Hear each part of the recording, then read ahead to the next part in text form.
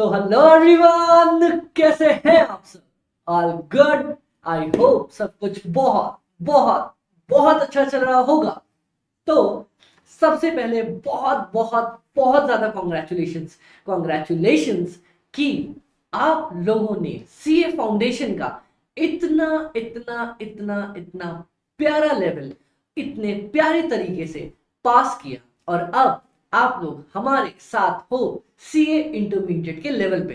अब तो आप लोगों को अपनी कॉलर थोड़ी ऊपर कर लेनी चाहिए कि सुनो, अब हम बच्चे नहीं रह गए, अब हम सीए इंटरमीडिएट लेवल पे आ गए। बहुत जल्दी इंटरमीडिएट लेवल क्लियर करके आर्टिकलशिप पे जाएंगे। ठीक है, तो अब ना थोड़ी कॉलर ऊंची करके बात करना है ना, कि अब हम बच्चे नहीं रह गए। समझ में आया? हाँ। अच्छा, एक बात बताइए, जब आप लोगों ने अपने सीए फाउंडेशन के एग्जाम्स क्लियर किए, घर में इज्जत तो बढ़ गई होगी, घर में, मोहल्लों में, रिश्तेदारी में कॉल्स तो आए होंगे, अरे सीए कर रहे हो क्या, मेरे को बता दो। अब जहां पे आपको थोड़ा कम समझा जाता था, अब समझा जाता है कि अरे बाबा, इसने सीए का एग्जाम निकाल लिया है, छोटा मोटा आदमी नहीं है ये, है ना? हाँ अमित भाई, ये तो है। चलो, बहुत अच्छी बात है। वेलकम वेलकम वेलकम, आप सब लोगों का हमारी प्यारी सी फैमिली में वेलकम। और एक बहुत बड़ा thank you. Thank you Amit भाई, थैंक यू क्यों? थैंक यू इसलिए क्योंकि आपने अपने अमित भाई को चूज किया, आपने फास्ट एजुकेशन को चूज किया, आपकी सीए इंटरमीडिएट की इतनी इंटरेस्टिंग जर्नी का एक प्यारा सा पार्ट बनने के लिए। So thank you so much guys. Okay, चलो। तो अमित भाई, हम और आप आज आमने सामने तो है, और कॉस्ट, एफएम और एसएम आप पढ़ाने वाले हो, ठीक है। पर अभी हम करेंगे क्या और आज क्या करने वाले हैं? तो देखो गाइस, सबसे पहले अभी अपन खुशी के मूड में होंगे, तो शुरू होते ही पढ़ाई तो नहीं करने वाले। पहले ही क्लास से पढ़ाई टेंशन, अरे रुक जाओ रुक जाओ, कोर्स लंबा है। थोड़ी मस्ती करेंगे, थोड़ा मजाक करेंगे, थोड़ा एक दूसरे को जानेंगे, पहचानेंगे, समझेंगे, मेरे पढ़ाने के तरीके आप समझोगे, उसके हिसाब से अपन फिर प्लानिंग करेंगे कि कैसे पढ़ना है, कैसे आगे बढ़ना है। तभी तो जाके सी इंटरमीडिएट का लेवल क्लियर होगा ना, है कि नहीं? और क्या, अपनी क्लास का एक हमेशा मोटो रहेगा जो आप लोगों को मैं आज सबसे पहले ही बता देना चाहता हूं। क्या? कि एक ही चीज, एग्जाम्स खुशी से दे के आएंगे तो मार्क्स झक मार के अपने पीछे आएंगे। है अमित भाई? टेंशन में पूरे इंटायर कोर्स में कभी मत आना। आपको ये पूरा कोर्स टेंशन में, प्रेशर देने की बहुत कोशिश करेगा, लेकिन जो लोग अपना माइंड शांत रख के खुश रहेंगे, वो पक्का बहुत प्यारे तरीके से क्लियर करेंगे। Done? चलो अमित भाई, ज्ञान व्यान तो बहुत हो गया, अब थोड़ा कुछ काम की बातें करें क्या? Okay guys, okay. तो ये कोर्स हम स्टार्ट करने से पहले एक दूसरे को जानना चाहेंगे, है ना? आ जाओ, मैं कुछ अपने बारे में बताता हूं, कुछ आप अपने बारे में बताना। Okay, okay guys. तो आओ, सबसे पहले डन। अच्छा, आप लोगों को एक चीज पता है अमित भाई? क्या आप जब भी कोई अपनी जर्नी स्टार्ट करने जा रहे होते हो ना, कहीं भी जा रहे होते हो, चाहे अभी फाउंडेशन एग्जाम के बाद घूमने गए होगे, या फिर अपने दोस्तों के साथ अगर कभी ट्रिप प्लान करो, तो कुछ चीजें ऐसी हैं जो आपको डन हमेशा पता होनी चाहिए। और मैं हमेशा मानता हूं कि जब मैं भी अपनी जर्नी स्टार्ट करूं तो मुझे ये चीज मालूम होनी चाहिए। अमित भाई, कौन कौन सी चीजें? चलो मैं सबसे पहली चीज बताता हूँ। सबसे पहला तो मुझे ये पता होना चाहिए कि बाबा, मेरी एंड डेस्टिनेशन क्या है, मुझे जाना कहाँ है, मुझे पहुंचना कहाँ है। अमित भाई, ये तो बहुत ऑब्वियस सी चीज है ना, सबको पता होगा कि एंड में उनको जाना कहाँ है, एट द एंड पहुंचना कहाँ है। चलो, बहुत अच्छी बात है बाबा, अगर आप जानते हो, सबको एटलीस्ट ये तो पता होना चाहिए। हाँ अमित भाई, दूसरा दूसरा दूसरा आपको ये पता होना चाहिए कि ये जो जर्नी हम करने वाले हैं, क्या ये जर्नी अकेले करेंगे, या इस जर्नी में हमारे साथ हमारी मदद करने के लिए, हमारा मन बहलाने के लिए, हमें हेल्प करने के लिए कोई होने वाला है क्या? तो सेकंड मोस्ट इंपॉर्टेंट थिंग, कि हमारे साथ कौन, हमारा बड़ी, हमारा ब्रदर, कोई होगा क्या जो हमारे साथ जर्नी कंप्लीट करने वाला है? And third most important thing, कि इस इंटायर जर्नी में चीजें क्या क्या होने वाली हैं, क्या क्या सीखने को मिलेगा, क्या क्या समझने को मिलेगा, क्या क्या देखने को मिलेगा, ये भी बहुत इंटरेस्टिंग फैक्ट होता है। तो थर्ड पॉइंट है हमारा, what all are included in the journey. तो गाइस कुर्सी की पेटी बांध लीजिए, मौसम बदलने वाला है। ओके ओके, तो तीन चीजें तो हमें पता चल गई जो हमें डन डन डन हमेशा पता होनी चाहिए कि हमारा डेस्टिनेशन क्या है, हमारे साथ कौन होने वाला है, और इस पूरी जर्नी में क्या क्या चीजें होने वाली हैं। ओके ओके अमित भाई, अब अगर मैं आपसे कहूं कि आपकी चार्टर्ड अकाउंटेंसी की जर्नी भी कुछ ऐसी ही होने वाली है, तो मेरी बात मानोगे क्या? अमित भाई क्या मजाक कर रहे हो? मजाक नहीं कर रहा, सही बता रहा हूं, बताओ। चल, हमारा फाइनल गोल, सबसे पहला स्टेप, हमें डेस्टिनेशन पता होना चाहिए। हमारा फाइनल गोल क्या है? चार्टर्ड अकाउंटेंट बनना। आईसीआई से ये पेन देख रहे हो जो हमें मिला है, वो मिलना। अपने नाम के आगे सिर्फ दो वर्ड्स लगाने हैं, सी और ए, चार्टर्ड अकाउंटेंट। एक बार जरा सोच के देखो, सीए अमित शर्मा, मैंने बहुत बार अपनी जर्नी में सोचा है। लेट से आपका नाम राहुल है, राहुल भाई तू ही है ना? हाँ, सोच के देख। मोहित सोच के देख यार, अरे अमन भाई सोच के देखो ना, अरे शिखा सोच के देखो, किरण आपको भी तो सोचना है, एक बार नाम लगा के देखो। सीए अमित शर्मा, अच्छी फील आई, मजा आया, खुद में थोड़ा जोश जगा। एग्जैक्टली इसी जोश के साथ आगे बढ़ोगे ना तो ये जर्नी कभी भी टफ लगेगी नहीं, लगेगा अरे बाबा अपन है ना, अपन तो इस जर्नी को पार करके रहेंगे। ओके ओके अमित भाई, चलो वेल एंड गुड। तो हमारा एंड गोल क्या है अमित भाई? एंड गोल है चार्टर्ड अकाउंटेंट बनना, अपने नाम के आगे सीए लगाना। ओके, उसके लिए क्या करना होगा अमित भाई? उसके लिए हमें पहले सीए फाइनल्स के एग्जाम क्लियर करने पड़ेंगे। ओके, उसके लिए क्या करना होगा? उससे पहले हमें आर्टिकलशिप कंप्लीट करनी पड़ेगी। Very good. उससे पहले क्या करना होगा अमित भाई? अपने सीए इंटरमीडिएट के एग्जाम्स देने पड़ेंगे ना। डन। तो एक बात बताओ, अपने एंड गोल पे पहुंचने के लिए अभी हमारा एंड मेन गोल क्या है अमित भाई? अभी हमारा मेन गोल है अपने सीए इंटरमीडिएट के एग्जाम्स कंप्लीट करना, एग्जाम्स क्लियर करना। डन। हाँ अमित भाई, तो ये है हमारा एंड गोल। बहुत ही अच्छी बात। तो हमारी पहली चीज तो पता चल गई कि बाबा चार्टर्ड अकाउंटेंट बनने के लिए अभी मेरा मेन गोल है सीए इंटरमीडिएट के एग्जाम्स क्लियर करना। अमित भाई अभी फाउंडेशन का पेपर देके आप दोबारा एग्जाम्स पे कर रहे हो, अरे चीजें पता हो तो करने में मजा आता है। डन। ओके। सेकंड, अमन भाई क्या इस जर्नी में हमारे साथ कोई होने वाला है क्या? क्या ये बंदा दिख रहा है क्या, बेचारा जो डिग्री पकड़े खड़ा है? ये दिख रहा है, हंसता हुआ नूरानी चेहरा, काली जुल्फे रंग सुनहरा नहीं है, मतलब ठीक है, पर ये दिख रहा है क्या बंदा आपको? हाँ अमित भाई दिख सा तो रहा है। ये इनके हाथ में दिख रहा है क्या, क्या है? हाँ अमित भाई ये डिग्री सी तो कुछ दिख रही है, ये मेरे कॉन्वोकेशन की फोटो है। जरा सोचो यार, आपकी भी ऐसी फोटो खींचेगी, हाथ में डिग्री, चेहरे पे स्माइल, सर के ऊपर टोपी, सामने पेरेंट्स की प्यारी सी नजरें, एक बार सोच के तो देखो। तो ये जो बंदा दिख रहा है वो हूं मैं। I am CA Amit Sharma. I recently qualified my CA final examinations. I had All India rank 30 at CA intermediate level and I completed my articleship from the KPMG in audit domain and my industrial training from Goldman Sachs in FP&A domain.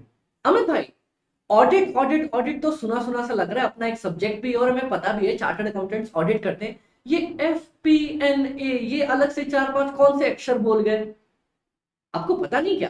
नहीं, चलो मैं बताता हूं। One of the most important reason मेरा ये cost FM का subject choose करने का था, FP&A। अमित भाई ये है क्या, एक बार हल्का सा हिंट दो ना। चलो मैं हिंट देता हूं। आपको ये तो पता होगा कि चार्टर्ड अकाउंटेंट्स ऑडिट करते हैं। हाँ अमित भाई ऑडिट का काम पता है। अकाउंटिंग करते हैं। हाँ अमित भाई अकाउंटिंग का काम पता है।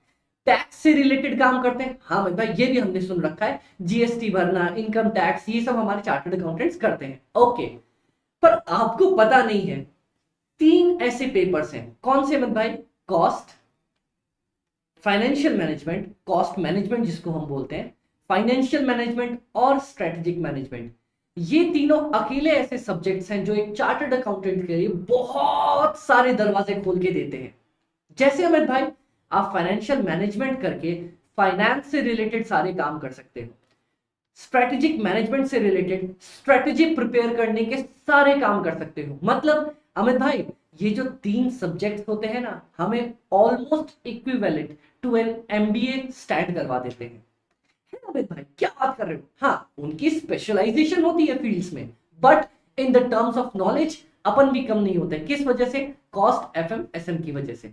ठीक है अमित भाई, ये तो समझ में आया। अब आप ये बताओ ना एफपी ने क्या था। Okay, FPNA, financial planning and analysis, ये इकलौता एक ऐसा डोमेन होता है ना जहां पे एक बड़ी बड़ी बड़ी बड़ी बड़ी बड़ी बड़ी बहुत ही बड़ी कंपनी, ओके, उनके बजट्स बनते हैं। आपका घर का महीने का राशन का बजट बनता होगा ना, मम्मी बोलती होगी अजी सुनो, पिछली बार 5 किलो चावल लगा था, इस बार त्योहार आ रहे हैं 6 किलो चावल मंगवा लो। पिछली बार घर में 15 किलो चीनी लगी थी, इस बार चीनी कंट्रोल करनी है तो इस बार 12 किलो चीनी मंगवा लो। डन, बजट्स बनते हैं। आपके घर की मुख्यमंत्री प्रधानमंत्री कौन है? मम्मा। ओके, तो आपको क्या लगता है जब आपके घर में बजट्स बनते हैं तो क्या बड़ी बड़ी कंपनी के बजट्स नहीं बनते होंगे? बनते होंगे अमित भाई। तो जो बजट्स बनते हैं, बजट की एनालिसिस करी जाती है, उसकी जो रिपोर्टिंग होती है, उसके जो डेटा बनते हैं, वो सारा काम एक एफपीएनए करता है। और इसमें 3 सब्जेक्ट्स की सबसे ज्यादा नॉलेज रिक्वायर्ड होती है, cost management, financial management, strategic management. Okay Amit भाई, एंड क्योंकि मेरे इंटर लेवल से ये तीनों सब्जेक्ट्स बहुत ही प्यारे थे, इसीलिए मैंने चूज किया था एफपीएनए अपने आर्टिकलशिप के टाइम पे। है अमित भाई? हाँ, तो अमित भाई तीनों मैनेजमेंट के पेपर आपने अपने पास नहीं रख लिए? रख लिए बाबा, अपने को पसंद जो है करेंगे तो वही ना जिंदगी में। ओके अमित भाई। अच्छा अमित भाई, एक और चीज बता दूं। हाँ हाँ, पूछ लो पूछ लो पूछ लो। ये तीनों सब्जेक्ट्स लोग बोलते हैं कि कॉस्ट और एफएम बच्चे ने कभी नहीं पढ़ा होता, अकाउंट्स पढ़ा होता है उसको नॉलेज होती है, कॉस्ट एफएम टफ पेपर होते हैं। अजी बिल्कुल भी ना बाबा, बिल्कुल भी ना। जो बोले ना कॉस्ट और एफएम टफ पेपर है, उसको बोलो धुर पीटे मुंह। क्या बात कर रहे हो यार? हम अमित भाई से पढ़ के आए, कॉस्ट और एफएम टफ कैसे हो सकते हैं? अमित भाई पर हमने अपने सीनियर से सुना है कॉस्ट बहुत डिफिकल्ट होता है, निकलता नहीं है। अरे बाबा, अगर मैंने कॉस्ट और एफएमएसएम में आपको आपकी पसंद के मार्क्स ना दिलवाए ना, तब आके आप मेरे को बोलना कि अमित भाई कॉस्ट और एफएम टफ होता है। अमित भाई ऐसा भी हो सकता है क्या? I guarantee you guys, cost FMSM में मार्क्स वो आएंगे जो आपको चाहिए, जो आप प्लान करके चलोगे। है? हाँ, डन, करेंगे ना साथ में, टेंशन मत लो। ओके ओके अमित भाई, तो चल, हमें यह पता चल गया कि हमारी जर्नी का एंड गोल क्या है। ओके, हमें यह पता चल गया कि अमित भाई आप हमारे साथ रहने वाले हो। अरे साथ नहीं, पूरे लाइफ टाइम का साथ देने वाला हूं अमित भाई। मतलब ये कि जब हम क्लासेस कर रहे होंगे, ओके अमित भाई, तब तो आप साथ दोगे ही, पर क्लासेस के बाद फुर तो नहीं हो जाओगे? अरे ना बाबा ना, मैं आपको एक गिफ्ट अभी देने वाला हूं थोड़ी देर में, जिससे आपको डन पता रहेगा कि अमित भाई आपके साथ हमेशा रहने वाले हैं, क्लासेस के साथ भी, क्लासेस के बाद भी। ओके अमित भाई। अच्छा अमित भाई, चलो सेकंड पॉइंट भी क्लियर हो गया। थर्ड पॉइंट ये कि हमें क्या क्या चीजें मिलने वाली हैं इस कोर्स के अंदर और क्या क्या चीजें होने वाली हैं। ओके गाइस, तो ये मैं आपको बताऊं। ओके आओ, तो सबसे पहले ये दोनों कवर करने के बाद अब हमारे पास आता है कि हमारे पास क्या क्या मटेरियल्स आपको इस क्लासेस में मिलने वाले हैं। अमित भाई मटेरियल्स बोले तो मटेरियल्स वो चीजें जिनकी मदद से हम कॉस्टिंग का एग्जाम बहुत प्यारे तरीके से क्लियर करेंगे। हैं?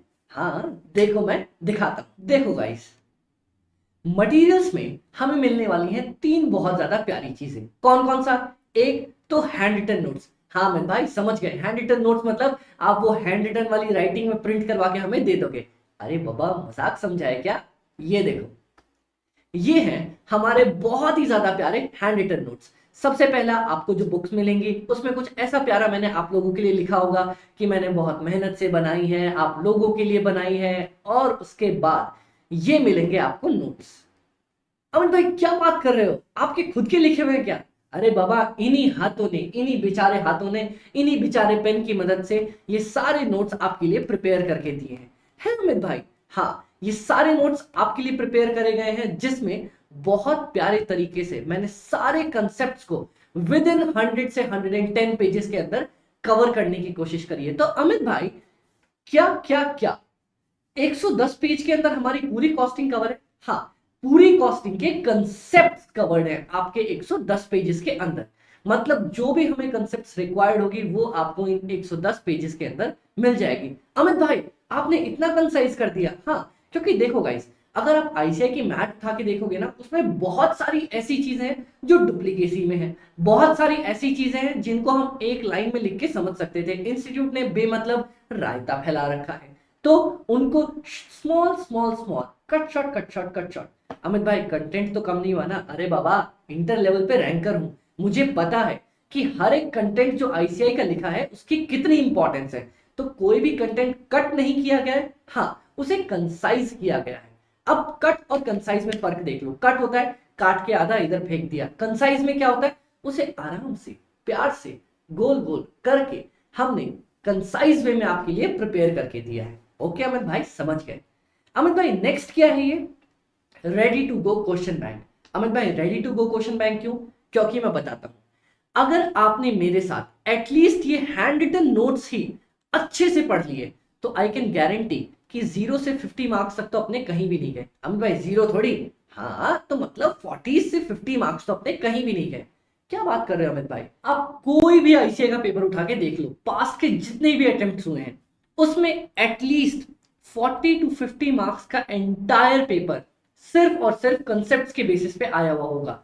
है अमित भाई, क्या बात कर रहे हो? हाँ मतलब 40 टू 50 मार्क्स आपके डन उतने ही बेसिस पे हो जाएंगे जितने में मैंने 110 पेज कवर कर रखे हैं। मतलब अगर आपने क्वेश्चंस कम भी प्रैक्टिस कर रखे हैं, स्टिल 40 से 50 मार्क्स तक लेके आना कोई भी बहुत बड़ी बात नहीं होती। तो मैं गारंटी करता हूं कि अगर आपने सिर्फ कंसेप्ट नोट्स पढ़े हैं और अच्छे से पढ़े हैं मेरे साथ, तो 40 टू 50 मार्क्स आप आराम से बहुत प्यारे तरीके से लेके आ सकते हो। अमित भाई पर अपन को 40-50 थोड़ी लाना है, अपन तो पढ़ने वाले बच्चे हैं ना, अपन तो ऊंची रेंज में जाएंगे। एग्जाम्पशन दिलवाओ ना। एग्जाम्पशन के लिए ये हथियार रखा है ना मैंने आपका, ready to go question bank. Amit भाई रेडी टू गो बोले तो एक बार आपने मेरे साथ ये हैंड रिटन नोट्स कंप्लीट किए, then you are ready to go and solve each and every question जो आईसीआई ने आज तक अपने प्रीवियस ईयर आरटीपी एमटीपी में पूछे होंगे। मैंने पिछले न्यू कोर्स का, जो मेरा अभी हमारा न्यू कोर्स कंप्लीट हुआ है 2018 से, सारे एमटीपीज प्रीवियस ईयर आरटीपीज कवर कर रखे हैं और हम साथ में सॉल्व करेंगे और देखेंगे कि यार इसके बेसिस पे बहुत प्यारे तरीके से सॉल्व हो जाते हैं। चल मैं एक बात ना आज आपको पहली ही क्लास में बता देता हूं, हर एक चैप्टर में एटलीस्ट 2 क्वेश्चंस ऐसे होंगे जो हल्के से अपने को अलग लगेंगे। अमित भाई ये तो ट्रैक से हटके बन रखा है, अमित भाई ये तो नॉर्मल तरीके से जा ही नहीं रहा। उन क्वेश्चंस को अपन स्टार मार्क करेंगे और याद रखेंगे कि उनको अपने को बार बार अच्छे से प्रैक्टिस करना है, क्योंकि एक आध बार तो आईसीआई भी अपने कदम डगमगा देता है। तो वैसे भारी क्वेश्चंस अगर आईसीआई को कभी अटेम्प्ट भारी बनाना हुआ तब वो टफ क्वेश्चंस उठाता है। ठीक है, तो अपन उनको अलग से मार्क करके रखेंगे और अलग से उनकी अच्छी प्रिपरेशन करेंगे। तो एक बार अपनी क्वेश्चन बैंक देखना चाहोगे? हाँ मैं भाई, काली पीली सी आपने बनाई होगी, रूखी सूखी सी।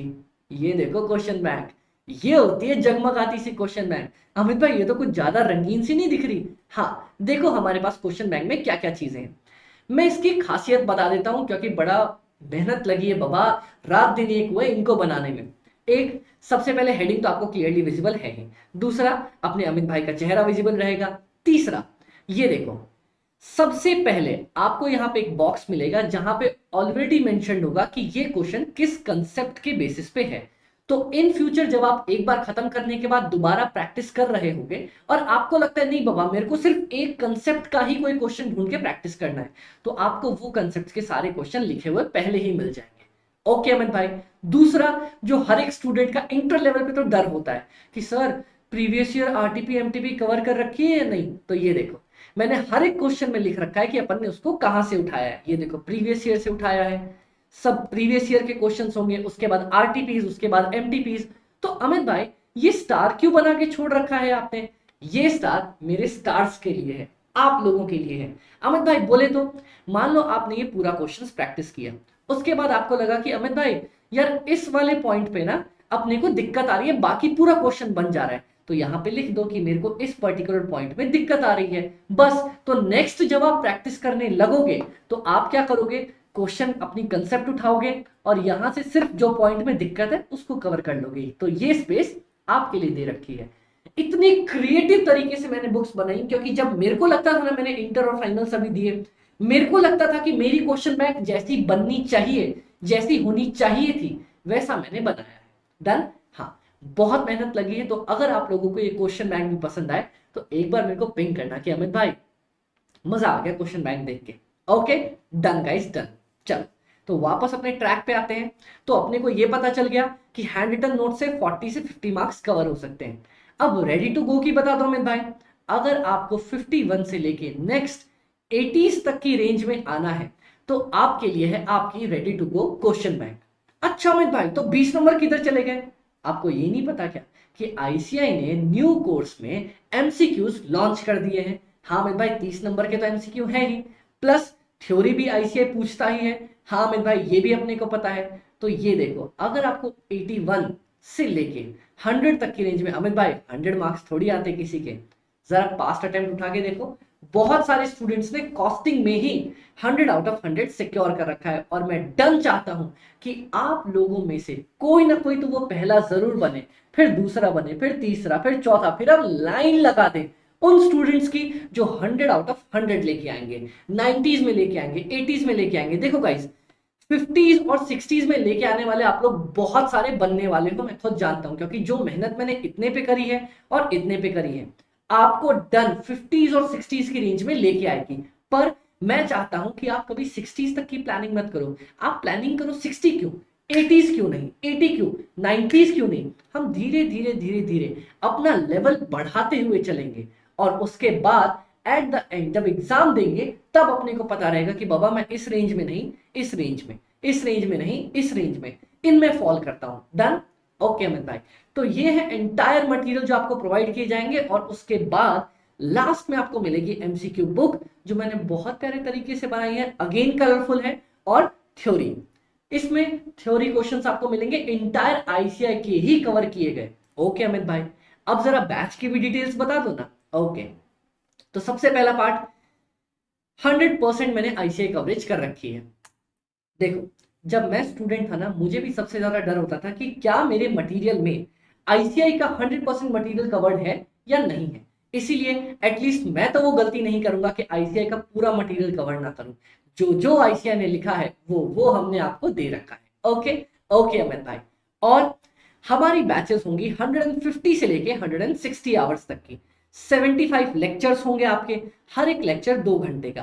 पर अगर कोई लेक्चर थोड़ा बहुत ऊपर नीचे हो गया तो अपने अमित भाई को डांटोगे तो नहीं ना? नहीं अमित भाई, आप पे गुस्सा नहीं करेंगे। ओके डन, चलो वेरी गुड। अब नेक्स्ट हम देखते हैं 75 लेक्चर्स, हर एक लेक्चर्स 2 घंटे के, तो 150 से लेके 160 आवर्स में कंप्लीट होगी। ओके, प्लस आपको एक गिफ्ट जो मैंने प्रॉमिस किया था वो होगा हमारी साइड से 5 यूनिट टेस्ट और 3 full test. Unit test Amit भाई क्या होगा? जैसे मैंने 2-3 चैप्टर्स का मिला के एक टेस्ट बनाया है, तो जैसे ही आप वो चैप्टर्स कंप्लीट कर लोगे, आप आराम से घर पे बैठ के टेस्ट दे सकते हो। हम आपको उसकी सॉल्यूशन की भी प्रोवाइड करेंगे, आप खुद से इवैल्यूएट भी कर सकते हो कि अमित भाई अच्छा इसकी जगह ये होना चाहिए था, ये गलती थी। आप इवैल्यूएट करोगे, मेरे से पूछोगे कि अमित भाई यहाँ पे मेरे मार्क्स मैंने काटे तो सही, लेकिन क्या मैं ऐसा कर सकता था? तो वो बताने के लिए आपके अमित भाई बैठे हैं ना यहाँ पे। अमित भाई कैसे बताओगे? ये देखो, आपके लिए एक और बहुत प्यारा गिफ्ट।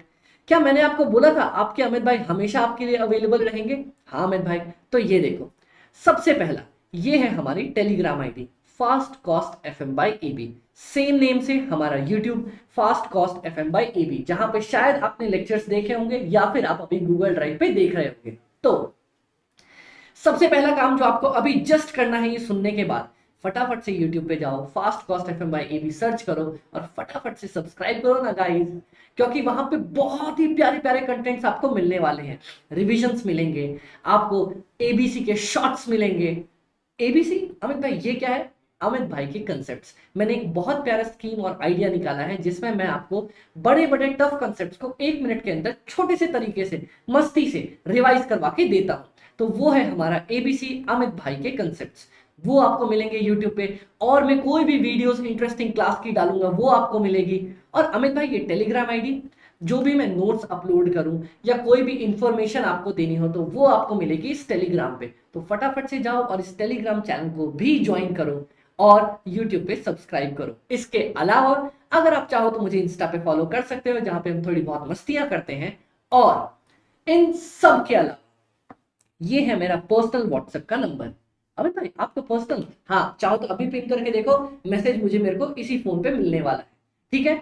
ओके अमित भाई, तो ये नंबर हम कॉल करके आपको परेशान करें क्या? नहीं देखो, हमारा मोस्ट ऑफ द काम तो टेलीग्राम से ही होगा।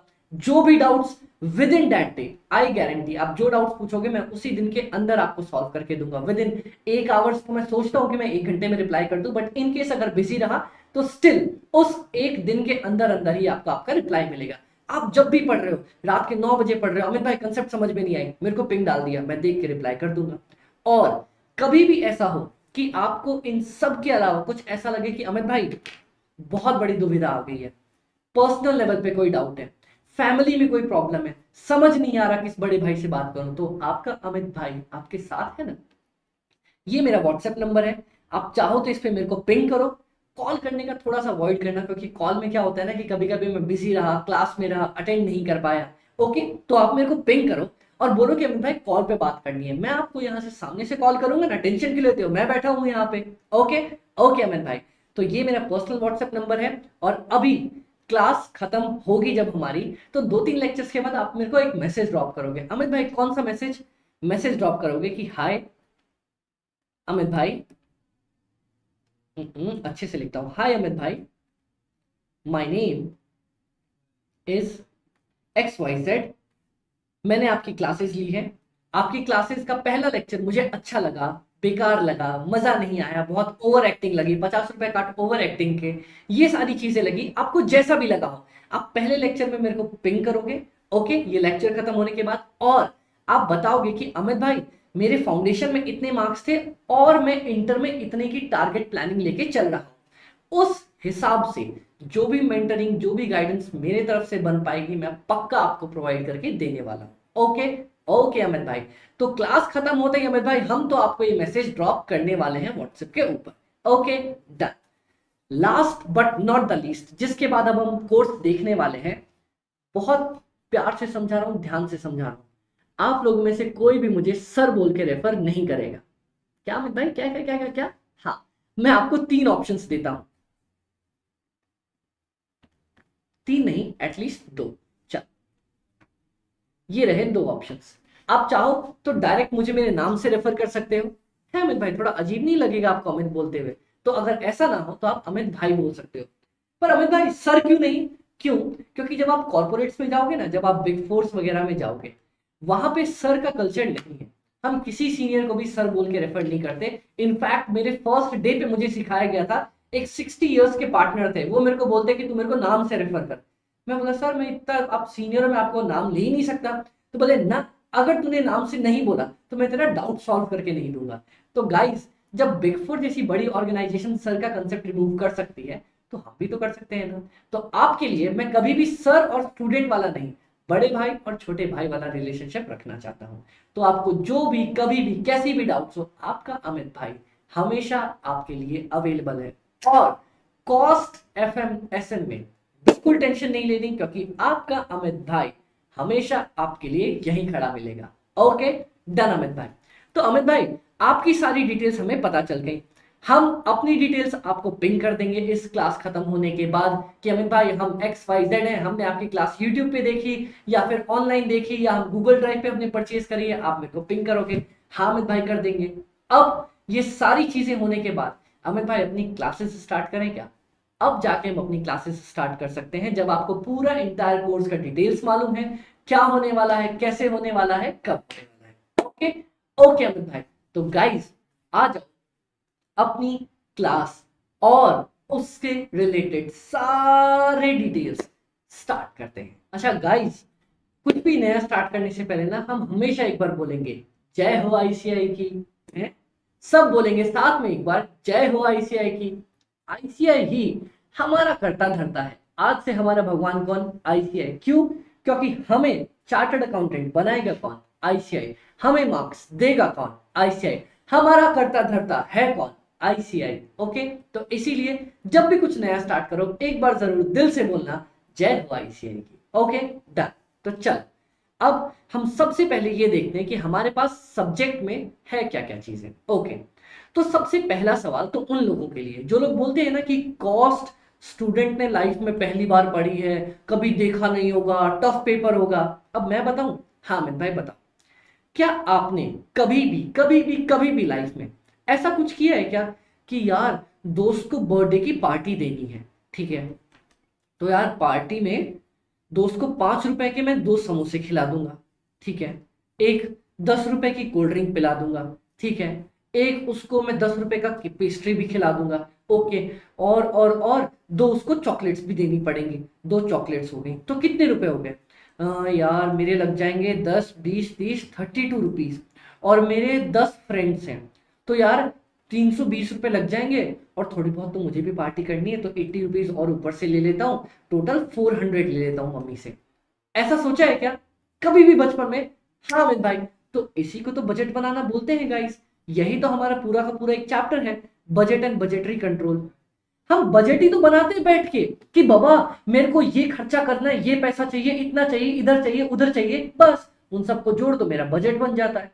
तो अमित भाई ये तो हमने पढ़ रखा है, मैं भी तो वही कह रहा था। अच्छा ये बताओ, क्या बैठे बैठे कभी आपने ये नहीं सोचा, अरे यार अपन जिस स्कूल में पढ़ रहे हैं, अपन एक बच्चे फीस दे रहे हैं महीने की 1000 रुपए, तो साल भर के हो गए 12,000 बच्चे, अपनी क्लास में है 100 बच्चे, तो यार 12,000, 1,20,000, 12 लाख रुपए तो हर महीने, हर साल हमारी क्लास से ही कमा लेता है स्कूल। और ऐसी ऐसी 12 लाख करके टोटल 10 क्लासेस है अपनी स्कूल में, बाप रे बाप, एक साल का 1,20,00,000 रुपए कमा लेता है। अरे बाप रे बाप, हमारा स्कूल इतना कमा रहा है, फिर आप सोचते हो अरे नहीं नहीं, थोड़ा बिजली पानी का खर्चा भी जाता है, थोड़े टीचर्स के भी खर्चे जाते हैं, कट कुटा के इंस्टीट्यूट 40-50 लाख रुपए तो कमाता ही होगा। तो गाइस कभी अगर कभी भी जिंदगी में आपने ऐसा कुछ प्लान बनाया है, या फिर हमारे कोचिंग इंस्टीट्यूट्स का ही बनाया हो कि बाबा हमसे एक बैच के ये लोग 15,000 रुपए ले रहे हैं, ठीक है, टोटल अगर मान लो ये लोग 100 बच्चे भी पढ़ाते हैं तो हो गए 15 लाख रुपए, इनको पढ़ाने के क्या ही खर्चे आते होंगे, टोटल खर्चे मर्चे 3-4 लाख रुपए काट भी लो, फिर भी 12 लाख रुपए की कमाई। क्या ऐसा कभी निकाला है क्या? हाँ, तो इसी को तो दोस्तों अपन बोलते हैं ना सर्विस कॉस्टिंग, मतलब जो लोग सर्विसेज प्रोवाइड करते हैं उनकी कॉस्ट निकालना, सर्विस कॉस्टिंग। अच्छा अमित भाई ऐसा क्या?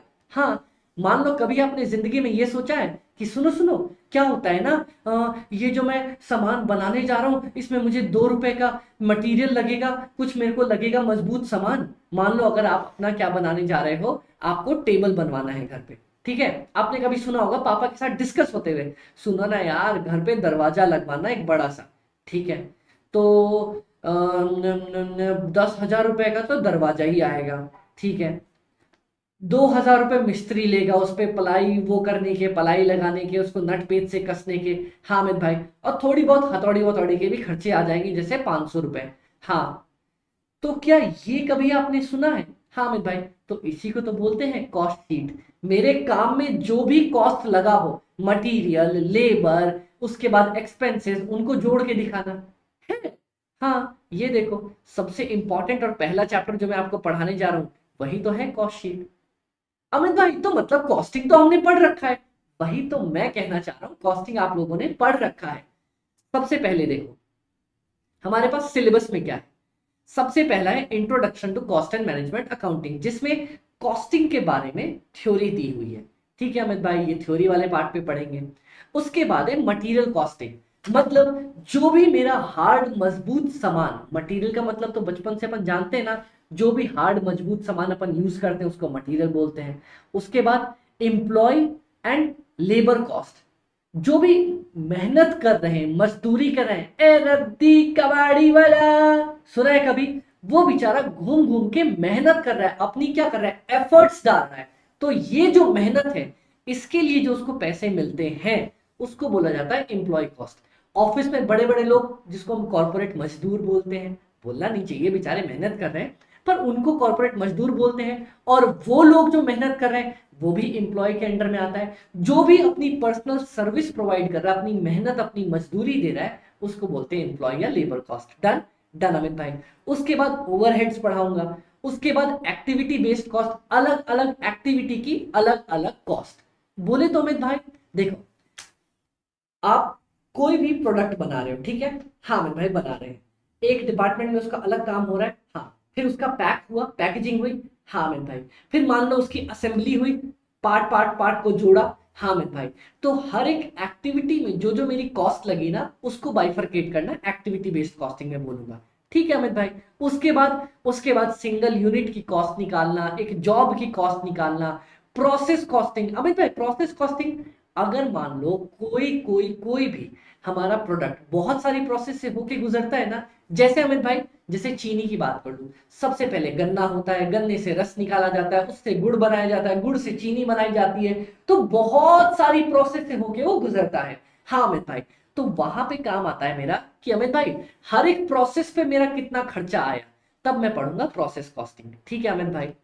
Joint product, by product. Amit भाई कभी आपने देखा है कि जब पेट्रोल निकलता है, कच्चा तेल पेट्रोल जब निकलता है तो उससे बहुत सारी चीजें निकलती हैं, पेट्रोलियम अलग निकलता है, वैसलीन अलग निकलती है, और एक्स वाई जेड बहुत सारे प्रोडक्ट निकलते हैं। हाँ, तो जब एक प्रोडक्ट से बहुत बहुत बहुत सारे प्रोडक्ट बनने लग जाए तो उसको बोलते हैं जॉइंट प्रोडक्ट। ठीक है, ओके अमित भाई, ये भी अपन एक अलग चैप्टर में पढ़ेंगे।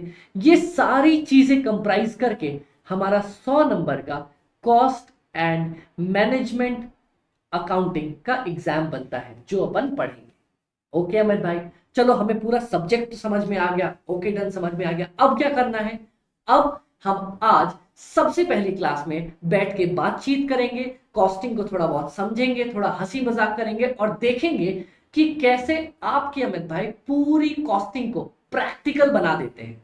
क्या क्या क्या अमित भाई, आपने अपने साइंस के स्टूडेंट से सुना होगा कि अरे यार हम प्रैक्टिकल्स करके देखते हैं, हम एक्सपेरिमेंट ऐसे ऐसे करके समझते हैं। तुम क्या समझते होगे? आपके अमित भाई आपको कॉमर्स क्लासेस में भी सब कुछ प्रैक्टिकली करके दिखाएंगे। है अमित भाई, क्या बात कर रहे हो? देख लेना, हर एक क्लास में कुछ ना कुछ अपन मजा करेंगे साथ में। Okay done. तो अब हम अपना मेन कॉस्टिंग का पार्ट स्टार्ट करें क्या? हाँ अमित भाई, अब हम स्टार्ट कर सकते हैं। आपको डिटेल्स पता चल गई, हाँ, चैप्टर्स पता चल गए, हाँ, मार्क्स पता चल गए, 100 मार्क्स, हाँ। अब हम देखेंगे सबसे पहला introduction to cost and management accounting, जिसमें मैं आपको कॉस्टिंग के बारे में थोड़ी बहुत चीजें बताऊंगा जो मेरा बेस बनेगा आगे आने वाले हर एक चैप्टर के लिए। Okay done. तो गाइस, आज की जो क्लास है ना पूरे कॉस्टिंग एंड मैनेजमेंट की बेस होने वाली है। तो आज की क्लास हम आपको YouTube पे प्रोवाइड करके दे रहे हैं ताकि आप जितने अनलिमिटेड टाइम्स देखना चाहो देख लो, क्योंकि ये हमारा बेस बनने वाला है और बहुत ही प्यारे तरीके से हम इसमें डिटेल में कॉस्टिंग समझेंगे और देखेंगे कैसे मेरा आगे आने वाला हर एक चैप्टर इसी लेक्चर में से निकल के निकलेगा। ओके ओके अमित भाई, अगर आप इतनी कॉन्फिडेंस से बोल रहे हो तो आओ मिलके देखते हैं। तो गाइस तैयार हो जाओ, आ रहा है आपकी स्क्रीन के ऊपर हमारा कॉस्टिंग मैनेजमेंट एंड अकाउंटिंग का सबसे पहला वाला प्यारा सा पोर्शन। कलरफुल नोट्स आपको ऑलरेडी अवेलेबल हो गए होंगे, अगर नहीं तो इनिशियल नोट्स मैंने अपने टेलीग्राम चैनल पे भी डाल रखे हैं जो आपको वहां से मिल जाएंगे। ओके ओके अमित भाई, आपकी बात मानते हैं। आ जाओ, cost and management accounting start करने से पहले जय हो आईसीआई की। आ जाओ, कॉस्ट एंड मैनेजमेंट अकाउंटिंग। पता है, क्लास स्टार्ट करने से पहले एक मुहावरा तो आप लोगों को मैंने अपनी मेन जो हमारी टैगलाइन है वो बता दी थी। क्या? अगर खुशी से पेपर देंगे, खुशी से पेपर देंगे, मार्क्स झक मार के पीछे आएंगे।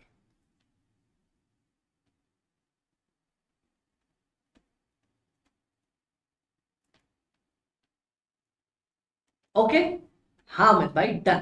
दूसरी मैं बहुत बार यूज करने वाला हूं, क्या? अंग्रेजों ने अंग्रेजी ऐसी बनाई है कि हर एक वर्ड के अंदर ही उसका मतलब छुपा के रखा है। क्या अमित भाई, क्या कहना चाहते हो? ये देखो, दूसरी चीज तो मैं आपको प्रूव करके दिखाता हूं। आ जाओ, परफेक्ट स्क्रीन विजिबल है? हाँ अमित भाई, परफेक्टली विजिबल है। Okay done done done. हाँ, अब देखो, कॉस्ट एंड मैनेजमेंट अकाउंटिंग, इसमें तीन चार शब्द अपने आप नहीं निकल के आ रहे। कौन सा? एक तो पहले कॉस्ट, ठीक है, एक मैनेजमेंट, हाँ, फिर एक कॉस्ट मैनेजमेंट, हाँ, फिर एक उसके बाद कॉस्टिंग। है अमित भाई, इतनी सारी चीजें एक टर्म में से। हाँ, अब समझो हर एक का क्या मतलब है। कॉस्ट एक्चुअल और नॉशनल एक्सपेंडिचर इनकर्ड और मैं जरा इसको बड़ा ही कर लेता हूं। हाँ,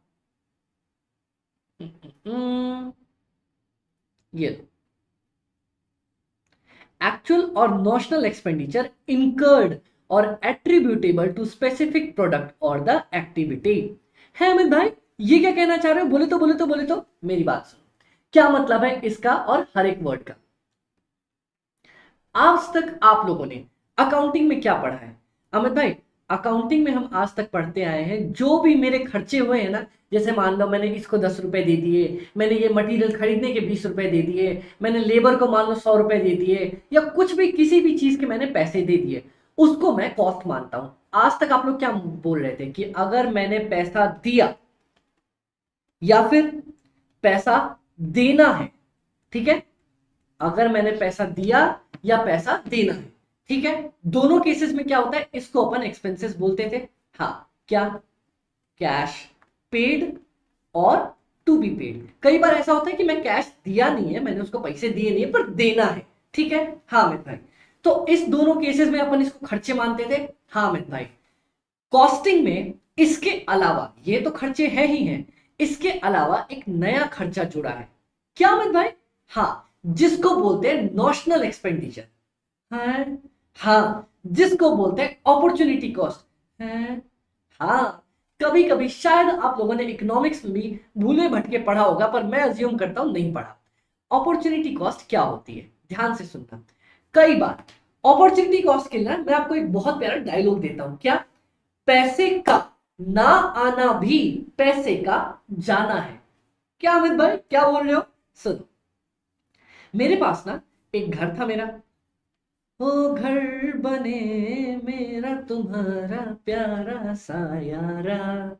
मेरा घर था, ठीक है, एक बहुत प्यारा घर था। Okay, very good. तो फिर अपन ने क्या किया, घर में नीचे मेरे पास शॉप्स लगी हुई थी, ठीक है। मैं उस शॉप को ना रेंट पे चढ़ा सकता था। अगर रेंट पे लगाता तो 10,000 रुपए मेरे को कमाई हो जाती उससे। ओके, हाँ अमित भाई, 10,000 रुपए की कमाई हो जाती। पर पता है मैंने क्या किया? क्या किया अमित भाई आपने? मैंने उस दुकान को खुद के लिए ओपन कर लिया। मतलब मैंने किसी को रेंट पे नहीं दिया, तो क्या किया, मैंने उसमें खुद अपनी एक दुकान चढ़ा दी। ओके अमित भाई, तो अब बताओ मेरा खर्चा कितना? आप लोग सोचो, तब तक मैं एक चाय की चुस्की मारता हूं। सोचो जरा।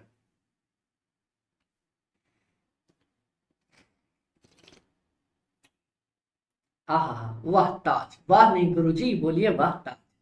सुनो, बताओ फटाफट से मेरा खर्चा कितना हुआ। फिर से सुन लो, मेरे पास एक घर था, हाँ, दुकान थी। ओके, दुकान को मैं 10,000 रुपए पे किराए पे दे सकता था, पर मैंने क्या किया, खुद एक अपनी दुकान खोल ली। मेरा खर्चा कितना हुआ? आप मेरे को डांटने लगोगे, अमित भाई खर्चा कहाँ हुआ, उल्टा मेरे को तो फ्री में दुकान मिल गई ना। This is what notional expenditure is, this is what opportunity cost is. क्या अमित भाई? सुनो, अगर आप ये दुकान किसी को किराए पे देते तो 10,000 रुपए की इनकम कमाते। हाँ अमित भाई, इनकम तो कमाते। क्या अब वो इनकम नहीं आ रही? हाँ अमित भाई, नहीं आ रही। तो ये 10,000 रुपए मेरे एक्सपेंसेस में जाने चाहिए, और ये 10,000 रुपए मैं नॉशनल एक्सपेंडिचर या अपॉर्चुनिटी कॉस्ट के नाम से दिखाता हूं। अच्छा अमित भाई, तो इसको बोलते हैं अपॉर्चुनिटी कॉस्ट। हाँ, मतलब मैं पैसे कमा सकता था, नहीं कमा पाया। मैं पैसे कमा सकता था, नहीं कमा पाया, किसी और काम में उलझ गया।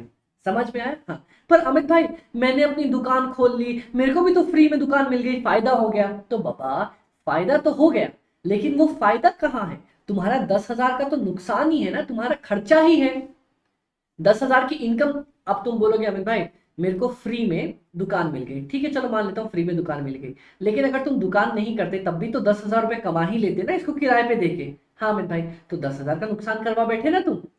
फ्री और 10,000 का नुकसान, दोनों को सोच के देखो। ओके, ओके अमित भाई, तो इसको बोलते हैं अपॉर्चुनिटी कॉस्ट। मतलब जब मैं पैसे कमा सकता था पर मैंने पैसे नहीं कमाए, क्यों? क्योंकि मैं किसी और काम में लग गया। डन। हाँ, तो अब देखो, कॉस्ट, कॉस्ट जब भी, अब मैं आपको कॉस्टिंग वाले पार्ट में पूछ रहा हूं, कॉस्टिंग सब्जेक्ट में जब भी मैं कॉस्ट पूछूंगा, आपके दिल के अंदर से क्या आवाज निकल के आनी चाहिए, अमित भाई जो एक्चुअल में खर्चा हुआ है, पैसे दिए हैं या पैसे देने हैं, या फिर अपॉर्चुनिटी कॉस्ट। डन। हाँ अमित भाई, ओके। हाँ अमित भाई, कोई आप भूलोगे नहीं। कॉस्ट फिर से बता दो, जो खर्चा हुआ है, होने वाला है, या फिर अपॉर्चुनिटी कॉस्ट, तीनों। ठीक है, डन, वेरी गुड। अब सुनो कॉस्टिंग। कॉस्टिंग किसको बोलते हैं अमित भाई? ऑल द टेक्निक्स, मैं बहुत कलर्स का यूज करूंगा अपनी क्लासेस के बीच में। ऑल द टेक्निक्स और process which are used to ascertain the cost. क्या अमित भाई, क्या क्या क्या क्या क्या आपने क्या बोला? मैंने बोला ना कॉस्ट मतलब कितने कितने पैसे लगे। हाँ, अब जो भी मैं टेक्निक्स यूज करूंगा ना, ये पता करने के लिए कि मेरे कितने रुपए लगे। कई बार क्या होगा, आपको आप अपनी जेब से 10 रुपए देते हो, आपको पता चल जाता है हाँ बाबा 10 रुपए लग गए, लेकिन ये अपॉर्चुनिटी कॉस्ट का कैसे पता लगाओगे? है ना, कोई पैसे देने हैं, ठीक है, उसका कैसे पता लगाओगे?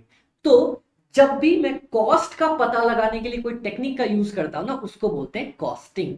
All the process, all the techniques which are use to ascertain the cost. Done? हाँ अमित भाई डन।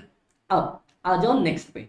मैनेजमेंट अकाउंटिंग किसको बोलते हैं अमित भाई? बोले तो मैनेजमेंट और accounting, collection of the information relevant for planning, controlling and decision making. क्या क्या क्या क्या क्या क्या क्या अमित भाई? सुनो, अपने कॉस्टिंग का ना बहुत प्यारे प्यारे ऑब्जेक्टिव्स होते हैं, ठीक है, वो बताऊं मैं आपको? आओ सबसे पहले वो सुन लो, क्या क्या ऑब्जेक्टिव्स होते हैं, फिर उसके बाद अपन ऊपर वाले पे जंप करके आएंगे। ओके, पर एक बार मेरे को पानी पीने दो यार, बोलते बोलते गला सूख जाता है अपना।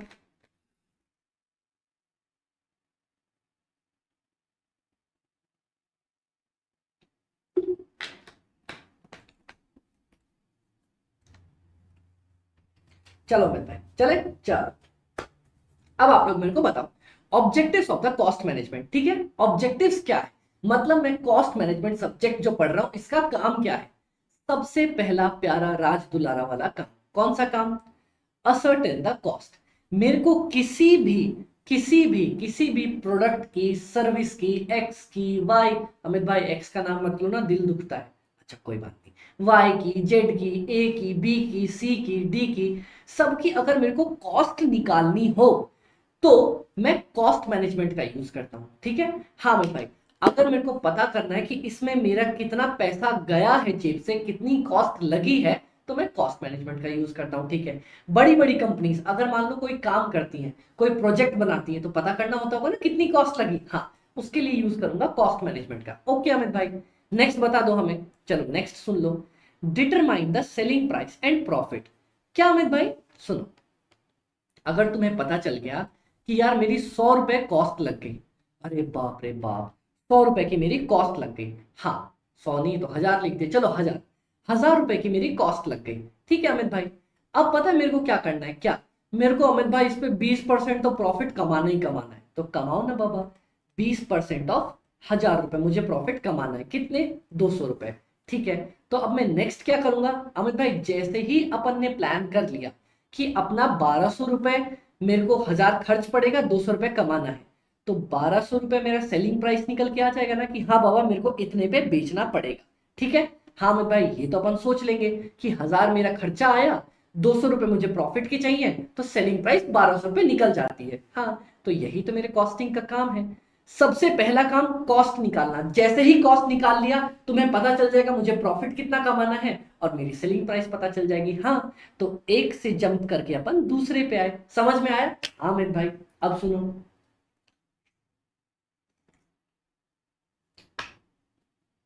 वाह क्या बात है, कितना अच्छा लगता है ना क्लास में से बैठे रहना और चाय की चुस्की लेते रहना और पढ़ाते रहना। पता है एक टाइम था जब हम भी कैमरे के उस साइड हुआ करते थे, हम पढ़ रहे होते थे, सर ऐसे चुस्की लेते थे और हम जलते थे कि अरे यार सर, आप तो एकदम मजे जिंदगी जी रहे हो, अब वही जिंदगी हमें जीने को मिल रही है। मजा नहीं है, मेहनत बहुत है, लेकिन हाँ, आप लोगों से इंटरेक्ट करने में ना ऐसे बहुत खुशी मिलती है। ओके, चल अमित भाई अब ये बताओ ना कॉस्ट कंट्रोल किसे कहते हैं? ओके, ओके, चल, determine selling price and profit, उसके बाद कॉस्ट कंट्रोल। फिर से वापस इसी पे आ जाते हैं। अमित भाई बहुत लिखते हो आप, क्या ये सब हम भी लिखें ना? मैंने आपको जो नोट्स दे रखे हैं there are more than sufficient, पर फिर भी आपको लगे कि अमित भाई मेरे को स्क्रिबल करना है, घसना है, कुछ करना चाहते हो तो लिख सकते हो। एक पतली सी कॉपी रखो 10 20 50 पेज की, उसमें कुछ करना चाहो कर सकते हो, या फिर मैंने नोट्स के बगल में ही बहुत ज्यादा स्पेस छोड़ रखी है तो आप वहां भी यूज कर सकते हो। ओके, ओके, अब सुनो, ये हो गया। हाँ, अब इनके अलावा नेक्स्ट चीज क्या है मेरे पास, कि सुनो 1000 रुपए मेरे खर्चे आ गए, और पता है आपने जैसे ही बताया ना कंपनी के मालिक को कि सर 1000 रुपए खर्चा आ गए, बोलते बाप रे बाप, अरे मोरी दैया, ये क्या कर दिया तुमने, लुटिया डुबो दी। 1000 रुपए का खर्चा, इतना खर्चा तो नहीं बाबा, मेरी जेब इतना मेरे से नहीं होगा, ना ना मैं उठ के जा रहा हूँ, मैं जा रहा हूँ। रे रे रुको रुको रुको रुको, मालिक ऐसे बोलेगा कि अब मेरे से तो ना हो रहा, मैं उठ के जा रहा हूँ। 1000 रुपए का खर्चा बहुत ज्यादा खर्चा होता है, कैसे भी करके मुझे ये खर्चा 800 रुपए पे रखना ही रखना है। तो अब देखो, जब आपको पता चल जाता है कि आपकी कॉस्ट 1000 रुपए है, ठीक है, तो आपको अब ये भी पता चल जाता है कि बाबा इतने पैसे में नहीं दे सकता। मैं कितने दे सकता हूं अमित भाई, मैं दे सकता हूं सिर्फ 800 रुपए। तो मुझे ये भी पता चल जाएगा कि बाबा अब मुझे अपनी कॉस्ट को कंट्रोल करना पड़ेगा, मैं 800 रुपए से ऊपर जाने नहीं दे सकता अपनी कॉस्ट को। ठीक है अमित भाई, ये तो समझ में आया। अब इसी से एक मिलता जुलता टर्म है कॉस्ट रिडक्शन। है है है ये क्या बोल दिया अमित भाई? अब सुनो, कॉस्ट कंट्रोल और कॉस्ट रिडक्शन खुद भी ही एक बहुत इंटरेस्टिंग कंसेप्ट है। आज cost control versus cost reduction, ठीक है, ओके। इन दोनों में ना आप लोग सोचो, क्या कभी आप लोगों ने सोचा कॉस्ट कंट्रोल और रिडक्शन में फर्क क्या होता है? चलो मैं इतना बता देता हूं, अगर आप लोग आज तक सोचते आए और दोनों एक है तो दोनों एक नहीं है, जरा अपना दिमाग लगाओ, 1 मिनट सोचो, मैं चाय की चुस्की मारता हूं।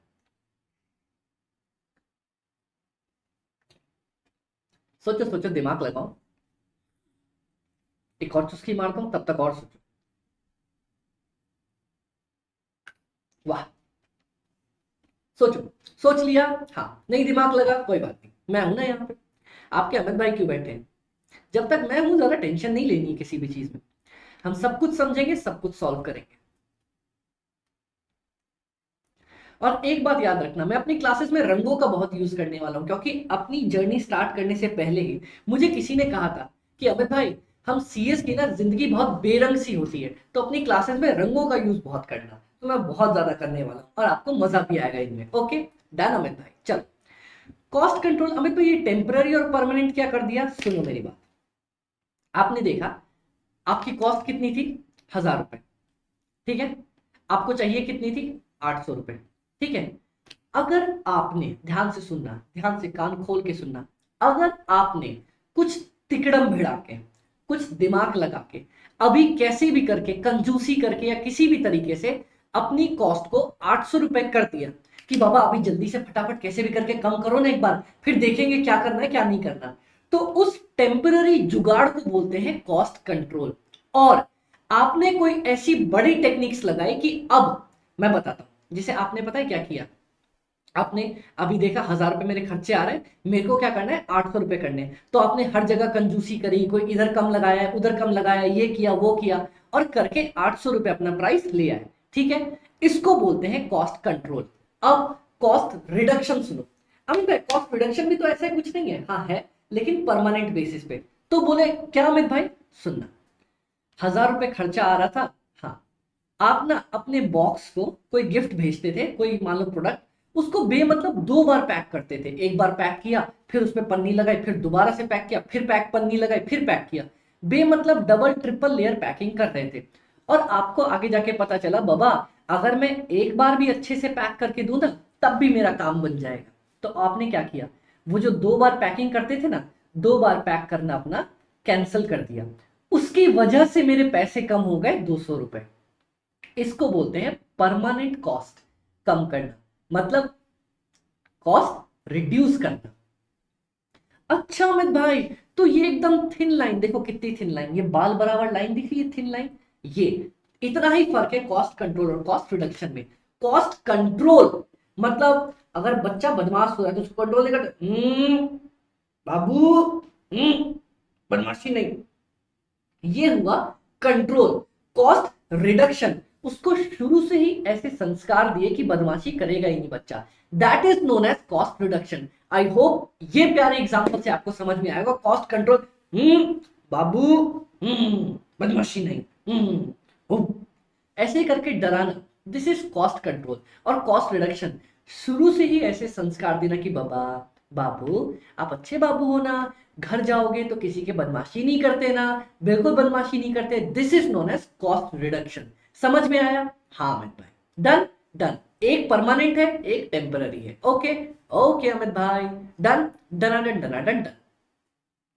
तो अब देख लो, मैं कॉस्ट कंट्रोल भी कर सकता हूं और कॉस्ट रिड्यूस भी कर सकता हूं। क्यों? क्योंकि मेरे को पता चल जाता है बाबा मेरा इनिशियल कॉस्ट कितना था और मुझे चाहिए कितना। ठीक है, ओके। अब assist the management in decision making. अब मेरे को जब मेरी कॉस्ट पता है कि हाँ बाबा 1000 रुपए लग रहे हैं, ठीक है, सेलिंग प्राइस पता है, प्रॉफिट पता है। अब देखते हैं, अगर मान लो मैं प्रोडक्ट बेच रहा हूं और बहुत अच्छी खासी सेल है, ठीक है, तब तो कोई दिक्कत नहीं। अगर मेरी सेल कम है, अगर मान लो मेरी बहुत ज्यादा सेल है, तो पता है मैनेजमेंट सोच सकती है यार अगर इतनी अच्छी सेल हो ही रही है तो क्या मैं 5 रुपए दाम और बढ़ा दूं, या फिर अगर सेल मेरी कम है तो क्या मैं 5 रुपए सेलिंग प्राइस कम कर सकता हूं। मैनेजमेंट को कोई भी डिसीजन लेना हो तो कौन हेल्प करेगा? मैनेजमेंट को डिसीजन लेने के लिए सबसे पहले पता तो होना चाहिए कि मेरे कितने पैसे लग रहे हैं, कितने नहीं लग रहे। हाँ, वो कौन बताएगा? कॉस्टिंग। तो इसीलिए मैनेजमेंट को मदद कौन करेगा डिसीजन लेने में? कॉस्टिंग। समझ में आया? सबसे पहला काम तो भैया मेरे को कॉस्ट बता के देगा, ठीक है। दूसरा काम क्या होगा? जैसे ही कॉस्ट पता चल जाएगी मेरे को सेलिंग प्राइस पता चल जाएगा, मेरे को मेरा प्रॉफिट पता चल जाएगा, ठीक है। तीसरा काम, जैसे ही कॉस्ट पता चल गया मेरे को ये पता चलेगा अमित भाई बहुत ज्यादा कॉस्ट लग रही है, कॉस्ट को कंट्रोल करो या फिर कॉस्ट को रिड्यूस करो। डन। और लास्ट काम, ये सब हो जाएंगे ना तो मैनेजमेंट को पता चल जाएगा कि सुनो ना सुनो ना सुनो ना, सुन लो ना, डिसीजन एक बार तुम ले लो ना। तो मैनेजमेंट डिसीजन ले सकता है। डन। ओके अमित भाई, तो ये सारी चीजें ऑब्जेक्टिव्स होती हैं। अब सुनो मैनेजमेंट अकाउंटिंग क्या होता है? Collection of the information. किस बारे में? कॉस्ट से related, for planning, controlling, decision making. अब समझ में आया मैनेजमेंट अकाउंटिंग क्या है? मैनेजमेंट को जब भी डिसीजन लेना होगा, ठीक है, तो मैनेजमेंट को इंफॉर्मेशन चाहिए होगी। कौन सी इंफॉर्मेशन? ये अभी पढ़ा ना मैंने, कॉस्ट से रिलेटेड, सेलिंग प्राइस से रिलेटेड, प्रॉफिट से रिलेटेड। हाँ, तो मैनेजमेंट को अगर कभी भी इंफॉर्मेशन चाहिए प्लानिंग करने के लिए, कंट्रोलिंग करने के लिए, कॉस्ट को रिड्यूस करने के लिए, तो ये जो कॉस्ट की इंफॉर्मेशन, सेलिंग प्राइस की इंफॉर्मेशन वो इकट्ठा करेगा, इसको बोलते हैं मैनेजमेंट अकाउंटिंग। ठीक है, हाँ। और कॉस्ट मैनेजमेंट क्या हुआ अमित भाई? फिर सुनो, अगर विजिबल है, हाँ, अगर मैं मैनेजमेंट अकाउंटिंग ने जो इंफॉर्मेशन ली थी उसकी मदद से अपनी कॉस्ट को कम कर दूं, कंट्रोल कर दूं या फिर रिड्यूस कर दूं, उस प्रोसेस को बोला जाएगा कॉस्ट मैनेजमेंट। डन। समझ में आया? हाँ अमित भाई समझ में आया। क्या समझ में आया? कि अमित भाई मैनेजमेंट अकाउंटिंग का मतलब, भैया सुनो ना, मुझे डिसीजन लेना है तो मेरे को इंफॉर्मेशन लाके दो ना। ध्यान से सुनना, लाके दो ना। इसने लाके दी मैनेजमेंट अकाउंटिंग वाले ने। कॉस्ट मैनेजमेंट ने क्या बोला? अब मेरा काम है, अब जो भी डिसीजन लेना होगा मैं लूंगा। जैसे क्या होता है, अगर अगर अगर नहीं होता ऐसे, बड़े भाई लोग क्या करते हैं छोटे भाई से, जा जल्दी से जा और वो सामान लेके आ। वो सामान लेके आ जाता है, फिर बड़े भाई उससे वो सामान छीन के जाते हैं कि मम्मी मम्मी देखो मैं सामान लेके आया हूं, है ना। हाँ, वही काम होता है। मैनेजमेंट अकाउंटिंग इंफॉर्मेशन ला के देगा, कॉस्ट मैनेजमेंट बोलेगा बस तुमसे इतना ही हो सकता है, अब आगे का काम हम करेंगे। जो एक्चुअल डिसीजन लेना होगा, जो एक्चुअल प्लानिंग करनी होगी वो मैं करूंगा। कैसे? Using the information provided by the management accounting. Done. हाँ मैन भाई, तो बेसिकली मैंने आपको बताया कॉस्ट क्या होता है। कॉस्ट मतलब पैसा। कौन सा पैसा? जो लग गया, लगने वाला है, या फिर अपॉर्चुनिटी कॉस्ट। ओके। कॉस्टिंग वो सारी तरीके जिससे मुझे पता चल जाएगा कि मेरी कॉस्ट कितनी है, वो है कॉस्टिंग। मैनेजमेंट अकाउंटिंग, सुनो ना, सारे मेरे को इंफॉर्मेशन लाके दो ना। क्यों? ताकि मैं प्लानिंग कर सकूं। ओके, लाके दे दी। अब प्लानिंग कौन करेगा? कॉस्ट मैनेजमेंट वाले। डन। ओके अमित भाई, ऑब्जेक्टिव्स भी समझ गए? हाँ अमित भाई। अब आ रहा है most important types of the cost. कि कॉस्ट कॉस्ट तो सब बोले, कॉस्ट कॉस्ट तो सब बोले, कॉस्ट है क्या? अमित भाई कॉस्ट तो आपने मान लो चलो बता भी दिया कि कॉस्ट मतलब जो पैसा, अरे जो पैसा मैंने दे दिया, गिवन ऑलरेडी, ठीक है, या देना है, टू बी गिवन, ये दोनों तो है, प्लस इनके साथ एक बहुत प्यारी आपने कंसेप्ट जुड़वाई जिसका नाम था अपॉर्चुनिटी कॉस्ट। ठीक है, हाँ अमित भाई ये दोनों तो हम समझ गए। अब बताओ और अगला क्या। ये तो कॉस्ट की डेफिनेशन हुई। अब कितने तरह की कॉस्ट होती है वो देखो। On the basis of nature होएगा, on the basis of behaviour होएगा, ऑन द बेसिस ऑफ अगला क्या है फंक्शन होएगा, और फिर उसके बाद on the basis of normality होगा। ये चार अपने को कंसेप्ट पढ़ने हैं। अच्छा अमित भाई अलग अलग तरह की कॉस्ट होती है क्या? पूरे कॉस्टिंग वाले चैप्टर में अभी पहले चैप्टर से लेके जो मैं नेक्स्ट क्लास में पढ़ाऊंगा लास्ट चैप्टर तक जितनी तरह की कॉस्ट मिलेगी ना आपको वो मैं आज डिस्कस करने वाला हूं। करें क्या साथ में? हाँ अमित भाई चलो ना डिफरेंट टाइप्स ऑफ कॉस्ट पढ़ते हैं। कॉस्ट की डेफिनेशन याद हो गई? हाँ फिर से बताओ। Cost means all the expenses incurred, ठीक है, और attributable to the product including notional expenditure, actual या notional expenditure. Done done okay. मजा आ रहा है क्या गाइस यहां तक? हम इतने प्यारे तरीके से रंगों की मदद से समझते हुए, घूमते हुए, फिरते हुए, भागते हुए, दौड़ते हुए, गिरते हुए सब कुछ समझने की कोशिश कर रहे हैं। हाँ तो अगर यहाँ तक मजा आ रहा हो ना और चीजें समझ आ रही हो तो एक बार दिल से खुद को खुश होना कि क्योंकि मैं पूरा का पूरा कॉस्टिंग हम साथ में मिलके ऐसे ही पढ़ने वाले हैं। ओके ओके अमित भाई हम समझ गए थे कि आप इतना अच्छा पढ़ाओगे इसीलिए हमने आपकी क्लास ली है। थैंक यू यार, इतना भरोसा दिखाने के लिए थैंक यू सो मच। चल अब हम पढ़ेंगे types of cost on the basis of nature, कि उसका नेचर कैसा है। बड़ा अच्छा है यार, प्यारा सा आदमी है। नेचर या एलिमेंट्स के बेसिस पे पढ़े। हाँ अमित भाई कि कॉस्ट के कितने एलिमेंट होते हैं। क्या क्या क्या मैं बताता हूँ कॉस्ट के कितने एलिमेंट होते हैं। चलो गाइस टाइम आ गया प्रैक्टिकल का। है अमित भाई अभी पढ़ा तो रहे थे, प्रैक्टिकल कहाँ से बताता हूँ।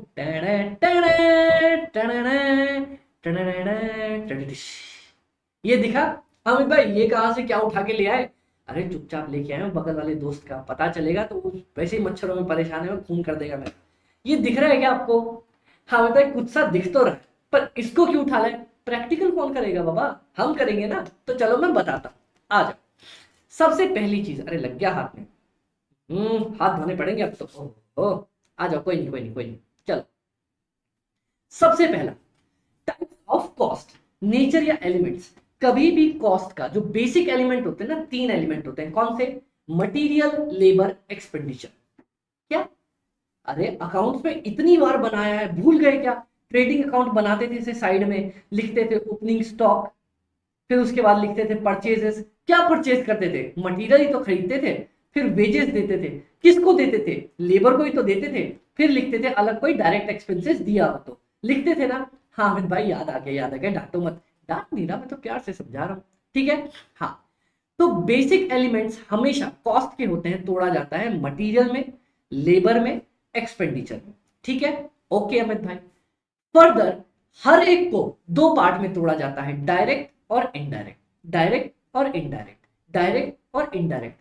क्या अमित भाई पल्ले ना पड़ा, अपने अपने अपने अपने कुछ समझ में नहीं आया? बताओ ना कुछ। अब सुनो, सबसे पहला पार्ट मटेरियल। मटेरियल अपना आगे चैप्टर भी आने वाला है, लेकिन अगर मैं आपको मटेरियल बताऊं तो मटेरियल बोले तो हर वो हार्ड ठोस मजबूत चीज जो आपको दिखती है, ठीक है, उसको अपन बोलते हैं मटेरियल। है क्या अमित भाई? क्या क्या क्या मतलब हर वो हार्ड ठोस मजबूत चीज जिसको जोड़ जोड़ जोड़ के अपना प्रोडक्ट बना हो उसको बोलते हैं मटेरियल। अमित भाई जैसे, चल अपन प्रैक्टिकल करते हैं। ये दिख रहा है आपको? ये बेचारा मच्छर मारने के लिए अब इसकी अपन इसका 3-5 करने वाले हैं। आ जाइए। सॉरी सर, अब आपको, अरे तो खुल ही ना रहा यार। अरे खुल, अच्छा ऐसे ही खुला हुआ है। ये लो, इसका काम तो पहले ही हो गया, हमने तोड़ ताड़ के खत्म कर दिया। ओहो चल खैर, ये देखो इस अब लगता है इस मेरे पूरे स्टूडियो में मच्छर आएंगे ही नहीं, एक भी मच्छर नहीं आएंगे। चलो वेरी गुड, बहुत अच्छे। अब देखो मटेरियल की बात करते हैं। तो एक प्रोडक्ट को बनाने के लिए जो भी हार्ड ठोस मजबूत सामान अपने को दिख सके, जिसको अपन टच कर सके, उसको बोला जाता है मटेरियल। ओके अमित भाई? हाँ चलो। अब जैसे ये हमारी मॉस्किटो मच्छर भगाने की मशीन है, ठीक है, मान लो मैं इसको प्रोडक्ट मानता हूं। ओके अब इसको बनाने के लिए क्या क्या लगा? सबसे पहले ये प्लास्टिक की अपर बॉडी देख रहे हो? हाँ भाई ये दिख तो रहा है। एक ये लगा होगा।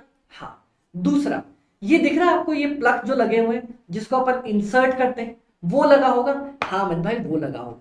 थर्ड, थोड़ी खतरनाक सी चीज है, हे प्रभु मुझे संभाल के रखना, दिक्कत ना हो, ये एक्सपेरिमेंट करने के बाद मैं जिंदा रहूं। अरे घबराओ मत, पीने नहीं वाला हूं। कहाँ तुम बाबा, ये पाइप देख रहे हो? हाँ अमित भाई आप तो खतरों के खिलाड़ी बन रहे हो, इसको मुंह के सामने लेकर तब दिखेगा। हाँ ये पाइप देख रहे हो, ये ब्लैक सी जिसकी वजह से वो लिक्विड बाहर आती है, क्या ये यूज हुआ होगा? हाँ अमित भाई।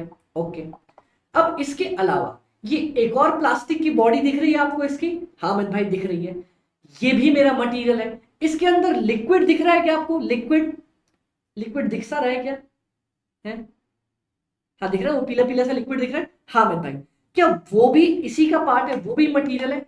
हाँ अमित भाई वो भी मटेरियल है। अब समझ में आया मटेरियल किसको बोलेंगे? मतलब एक प्रोडक्ट, मेरे इस एक प्रोडक्ट को बनाने के लिए हर वो हार्ड, ठोस, मजबूत, साफ साफ दिखने वाली, टच करने वाली चीज जो यूज हुई होगी उसको बोलते हैं मटेरियल। ओके अमित भाई। अब अमित भाई मटेरियल अपन तो समझ गए, अब इसमें आपने कैटेगरी बताई, डायरेक्ट मटेरियल और इनडायरेक्ट मटेरियल। ये समझा सकते हो क्या हमें? हमें ये भी समझा सकता हूं आपको, डायरेक्ट मटेरियल और इनडायरेक्ट मटेरियल। आप, आपकी बर्बादी बर्बाद नहीं जाएगी, आपकी वजह से बहुत सारे लोग कॉस्टिंग पढ़ेंगे, मार्क्स अच्छे अच्छे लेके आएंगे, तो आपके विदाई में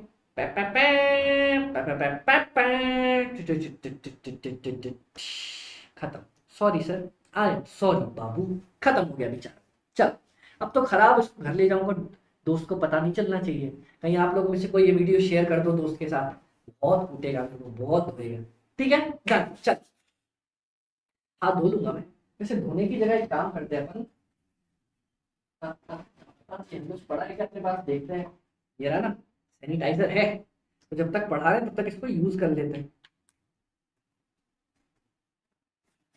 लिक्विड खतरनाक होती है ना बाबा, पता चला मैं पढ़ाते पढ़ाते उंगली गई मुंह में, अपन ये सीधा जय श्री राम, है ना। ओके चलो, अब बात करते हैं डायरेक्ट और इनडायरेक्ट मटेरियल की। ठीक है भाई, तो हर वो चीज जो अपने को साफ साफ विजिबल है उसको बोलते हैं डायरेक्ट मटेरियल। बोले तो अमित भाई, चलो मैं आप लोगों को एक और एग्जांपल दिखाता हूं। मेरे को उठना पड़ेगा यहां से। ये चेयर आपको विजिबल है क्या पीछे से? हाँ अमित भाई विजिबल तो है। ये विजिबल मैं उठा के दिखाऊं? हाँ अमित भाई, ये देखो ये चेयर दिख रही है आपको, मेरे को इधर आना पड़ेगा। हाँ अमित भाई ये चेयर तो दिख रही है। अब एक चीज बताना, इस चेयर को बनाने के लिए, ओके अमित भाई, क्या मेरे पास ये स्टैंड्स यूज हुए होंगे? हाँ अमित भाई ये स्टैंड्स यूज हुए होंगे। क्या ये नेट यूज हुआ होगा? हाँ अमित भाई नेट यूज हुआ होगा। क्या ये इसके जो चक्के लग रहे हैं वो यूज हुए होंगे? हाँ अमित भाई। अब एक बात बताना, ये जो आपको विजिबल है वो तो मेरा डायरेक्ट मटेरियल हो गया, जो साफ हम अपनी आंखों से देख सकते हैं। अब इसमें एक और चीज हुई होगी, बताओ क्या? सोचो, दिमाग लगा। अमित भाई यहाँ पे जो फोम इसने कील कांटियों से अटैच कर रखा है, वो अटैच करने के लिए हथौड़ी का यूज किया गया होगा। हाँ अमित भाई हथौड़ी का यूज तो किया गया होगा। तो क्या मैं अपने उस एक हथौड़ी को, ध्यान से सुनना, क्या मैं उस एक हथौड़ी को इस कुर्सी का पार्ट मानूं? वो भी तो हार्ड है, ठोस है, मजबूत है, और उसको यूज किया गया होगा प्रोडक्ट बनाने में। हाँ अमित भाई यूज तो किया गया है, तो क्या उसको भी मैं पार्ट मानूं इस पर्टिकुलर चेयर का? अमित भाई 50 रुपए की हथौड़ी खरीदी है, जोड़ दो। अरे बाबा मैंने क्या बोला, डायरेक्ट मटेरियल वो जो मैं डायरेक्टली अपने इस एक प्रोडक्ट, एक बोले तो सिंगल प्रोडक्ट के साथ लिंक कर सकूं। जैसे अब इस एक कुर्सी के साथ, वापस से हम इसको जरा उठाते हैं, इस एक कुर्सी के साथ देखो, ये एक पार्ट, हाँ एक कुर्सी में क्या दो हैंडल्स लगेंगे? हाँ मेरे को पता है। हाँ एक इतना पार्ट ऑफ नेट लगेगा। हाँ अमित भाई एक फोम लगेगा नीचे बैठने वाला। हाँ अमित भाई ये अपने को पता है। हाँ अमित भाई पता है अपने को। तो एक कुर्सी के साथ ये वाले पार्ट्स अपने फिक्स्ड हैं। हाँ अब सुनो, जो मैं हथौड़ी लेके आया, क्या उस एक हथौड़ी से मैं लाखों कुर्सियां नहीं बनाने वाला हूं? ऐसा करने वाला हूं क्या? एक हथौड़ी लाए, यूज करी, फेंक दी उसको, ऐसा करोगे? एक कुर्सी बनाए फेंक दी, फिर नया हथौड़ी लेके आए? नहीं नहीं नहीं अमित भाई, अपन ऐसा नहीं करने वाले। अपन क्या करने वाले हैं, अपन उस हथौड़ी से बहुत बहुत बहुत सारी कुर्सियां बनाने वाले। तो ये जो आप टेक्निक यूज करते हो कि एक किसी मटेरियल को यूज करके बहुत सारे प्रोडक्ट्स बनाए, तब वो मटेरियल जाके मेरा इनडायरेक्ट मटेरियल बन जाता है। समझ में आया? अच्छा अमित भाई ऐसा होता है क्या? हाँ। अब एक और एग्जांपल लेता हूं, जैसे ग्लू का एग्जांपल। गोंद है, हाँ, आपने गोंद ऐसे उंगली में निकाली, ऐसे ऐसे लगाई, ऐसे लपेटा और काम खत्म किया, ठीक है। हाँ अमित भाई, क्या आपको पता है क्या कि एक कुर्सी बनाने में मेरे को 1 मिलीग्राम गोंद लगी है? नहीं अमित भाई, वो तो ऐसे ही गोंद का डब्बा पड़ा रहता है, निकालते ऐसे लगाते लपेटते ऐसे ऐसे काम किया, अपना बन गया। गोंद is also, glue is also one of my indirect material. क्यों? क्योंकि मैं ये नहीं बता सकता बाबा कि एक कुर्सी बनाने के लिए मुझे कितनी ग्लू की रिक्वायरमेंट होगी। मैं ये तो बता सकता हूँ कि सर मेरे को 1 मीटर ये कपड़ा चाहिए, मेरे को एक फोम का गद्दा चाहिए, मेरे को 2 इसके हाथ के ऐसे हैंडल्स चाहिए, ऐसे वाले हैंडल्स, हाँ वो चाहिए, जिसकी मदद से मैं ये कुर्सी बना सकता हूँ और आपके पास ऐसे धीरे धीरे आ सकता हूँ, है ना? हाँ मैं भाई, तो जो मटेरियल डायरेक्टली मेरे प्रोडक्ट से लिंक हो, मतलब कि प्रोडक्ट से लिंक मतलब एक प्रोडक्ट बनाने के लिए कितना मेरा रॉ मटेरियल चाहिए, मेरे को डन पता हो, मेरे डायरेक्ट मेरे प्रोडक्ट पे विजिबल हो, उसको मैं बोलूंगा डायरेक्ट मटेरियल। और जो विजिबल ना हो, जिसको मैं लिंक नहीं कर सकता, उसको बोलूंगा इनडायरेक्ट मटेरियल। एक और एग्जांपल उठा लूं? हाँ मैं भाई उठा। अब देखो इसके साथ खोल पड़ी तो मैं कर नहीं सकता, बेचारा नया सा जूता है। आपको क्या ये जूता दिख रहा है क्या अच्छा सा? हाँ भाई बड़ा सेक्सी सा जूता है तो सही। चल ये देखो, ये एक जूता है, हाँ भाई शूज है। अब इस शूज को बनाने के लिए मेरे पास क्या क्या लगा होगा? एक ये सोल दिख रहा है, सोल लगा होगा, ये जो नीचे ठोस मजबूत सोल दिख रहा है वो लगा होगा। हाँ अमित भाई, एक जूते पे एक सोल, ओके। लेसेस, एक जूते पे एक लेस, डन, ओके। उसके बाद ये जो पीछे ये बकल लगा हुआ है, ये कुछ स्टाइल के लिए, एक जूते पे एक लगेगा, डन। हाँ अमित भाई हाँ। अब इसकी सिलाई के लिए, ये जो सिलाई के लिए धागा यूज हो रखा है इसमें, क्या मेरे को पता है क्या कि इतना सा धागा चाहिए कि उतना सा धागा चाहिए कि कितना सा धागा चाहिए? नहीं, धागा पड़ा रहता है, धन धन धन धन धन धन, मशीन में डाला, सील दिया, काम हो गया। पेस्ट करने के लिए, इसको चिपकाने के लिए कितनी ग्लू की रिक्वायरमेंट थी? किसी को आइडिया है? कोई नहीं है। वो ग्लू थी, इससे इससे इससे इससे लगाया, चिपका दिया, डन। हाँ अमित भाई, तो जूते के जो मेरा ये सोल है डायरेक्ट मटेरियल, जो लेसेस है डायरेक्ट मटेरियल, जो ये पार्ट है डायरेक्ट मटेरियल, पर जो मेरी ग्लू है मेरा इनडायरेक्ट मटेरियल, जो मेरा धागा यूज किया गया वो है इनडायरेक्ट मटेरियल, ओके। हाँ अमित भाई, अब जाके समझ में आया फाइनली डायरेक्ट मटेरियल और इनडायरेक्ट मटेरियल में क्या फर्क है। तो देखो, आपको समझाने के लिए इतनी मशक्कत करी अपन ने, लेकिन आई होप आप लोग अच्छे से समझ गए होंगे। हाँ अमित भाई, अपन समझ तो गए। Very good very good very good. अब सुनना, फिर से वापस से इन विचारों को बुलाते हैं। आ जाओ सर। हाँ। अब आप जैसे ये देख रहे हो ना कि इन्होंने क्या किया, यहाँ पे इन सब चीजों को मटेरियल है, हाँ, इनको वापस से असेंबल करने के लिए, जोड़ने के लिए, मेरे जूते को सिलाई करने के लिए, पेस्ट करने के लिए कोई लेबर की रिक्वायरमेंट होगी? किसी मजदूर ने मेहनत करी होगी ना कि सर मैं अपनी जान लगा दूंगा, पूरा मेहनत करूंगा, अच्छे से बनाऊंगा, अपनी जान लगा दी होगी।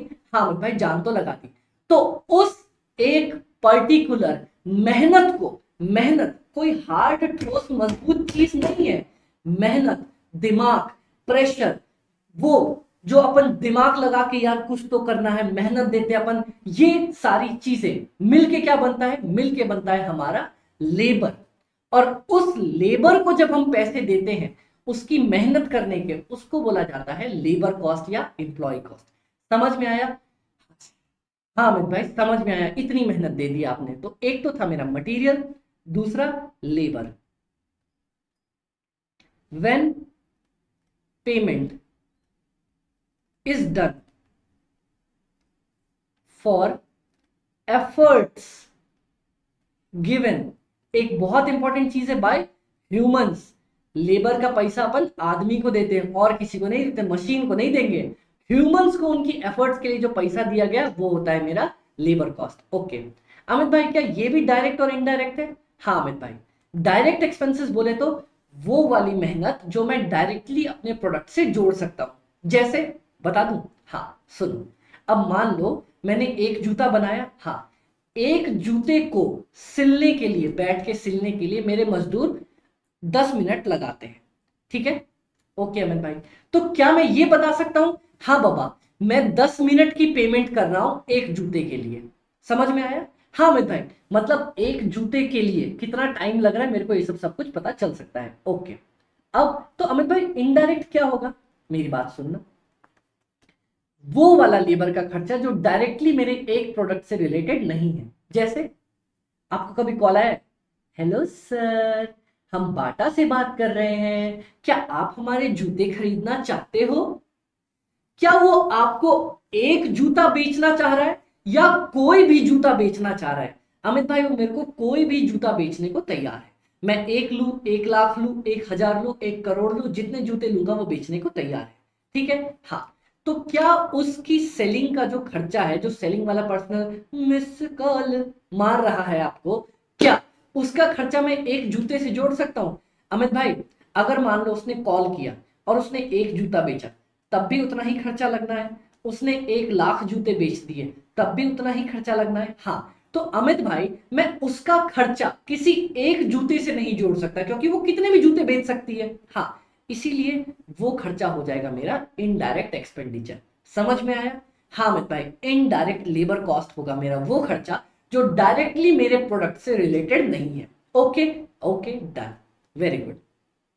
नेक्स्ट, नेक्स्ट मैं बात करता हूं डायरेक्ट एक्सपेंसेस की। अमित भाई, एक्सपेंसेस क्या होता है? एक्सपेंसेस मतलब वो सारे खर्चे जो मटेरियल और लेबर के अलावा होते हैं। अमित भाई, ये कैसे हो गया? सुनो, मैंने ना, पता है, मैं जूते बना रहा था, ठीक है, और मैंने क्या किया, एडिडास वालों से कॉन्ट्रैक्ट कर लिया कि सर सुनो ना, हम अपने जूतों पे आपका नाम चिपकाएंगे, कि लिख दूंगा AB limited, one of the brands of Adidas. तो उसने बोला ठीक है सर, कोई दिक्कत नहीं है, पर मैं हर जूते के लिए 100 रुपए लूंगा। समझ में आया? क्या ये मेरा मटीरियल है क्या? नहीं अमित भाई, कोई भी हार्ड ठोस मजबूत चीज तो नहीं है। क्या ये मेरा लेबर है क्या? क्या वो मेहनत कर रहा है मेरी दुकान पे आके? क्या एडिडास का मालिक आके मेरे दुकान पे जूते सीम रहा है? नहीं, ऐसा तो नहीं कर रहा। वो क्या कर रहा है? वो रॉयल्टी के पैसे ले रहा है। तो वो कोई भी चीज जो ना मटीरियल है ना लेबर है, बन जाएगा मेरा एक्सपेंडिचर। ठीक है, ओके अमित भाई। और ये एक्सपेंडिचर डायरेक्ट हो और इनडायरेक्ट हो, दोनों हो सकता है। हाँ, डायरेक्ट कब होगा? जब वो डायरेक्टली मेरे प्रोडक्ट से रिलेटेड होगा। जैसे कि मान लो 100 रुपए उसने लिए पर किसके? जूते के, तो डायरेक्टली मेरे प्रोडक्ट से रिलेटेड हो गया, तो इसको बोलूंगा डायरेक्ट एक्सपेंसेस। और अगर डायरेक्टली रिलेटेड ना हो, उसको मैं बोलूंगा इनडायरेक्ट एक्सपेंडिचर। डन? हाँ अमित भाई, डन। कोई दिक्कत नहीं अमित भाई, कोई दिक्कत नहीं यहां तक। तो अपन ने बेसिक नेचर ऑफ कॉस्ट समझ लिया क्या? हाँ अमित भाई, बेसिक नेचर में आएगा मेरा एक मटीरियल, लेबर या एम्प्लॉय का खर्चा, और अगला एक्सपेंडिचर। ठीक है, ओके। अमित भाई, आपने ये भी बता दिया कि खर्चे या तो डायरेक्ट हो सकते हैं या तो इनडायरेक्ट हो सकते हैं। ओके, हाँ। अब एक बात सुनना आप लोग, एक बात सुनना। जब मैं अगला चैप्टर पढ़ाऊंगा ना आपको, अगला मतलब कॉस्ट शीट पढ़ाऊंगा, तो मैं आपको बताऊंगा कि जितने भी मेरे डायरेक्ट खर्चे हैं ना, डायरेक्ट मटेरियल हो गया, डायरेक्ट लेबर हो गया, या फिर डायरेक्ट एक्सपेंसेस हो गया, इन तीन दोस्तों का एक अलग ग्रुप बनेगा। ओके, हाँ अमित भाई। और जो मेरा इनडायरेक्ट मटेरियल हो गया, इनडायरेक्ट लेबर हो गया,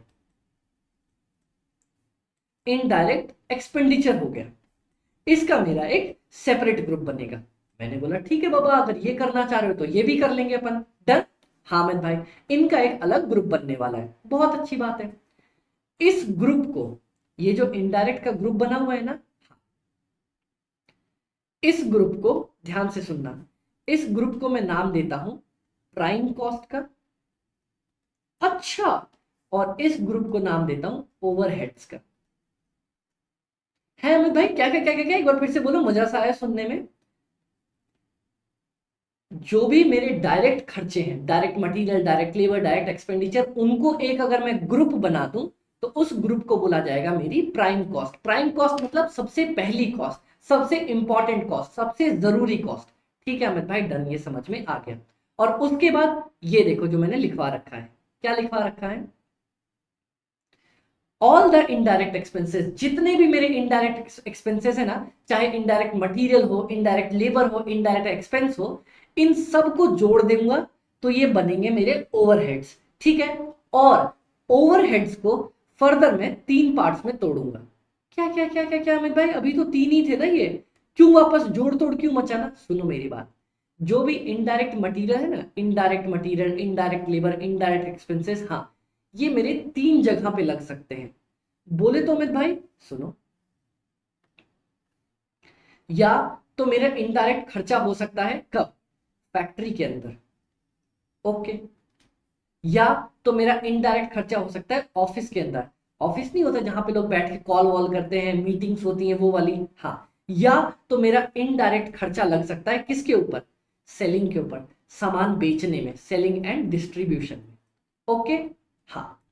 तो मैं पहले सारे क्या करूंगा, डायरेक्ट कॉस्ट को एक जगह ले आऊंगा, क्या बोलूंगा? Prime cost. ओके, सारे इनडायरेक्ट खर्चों को एक जगह ले आऊंगा, क्या बोलूंगा? ओवरहेड्स। ठीक है, फिर वो ओवरहेड्स मेरे कहां कहां लग सकते हैं?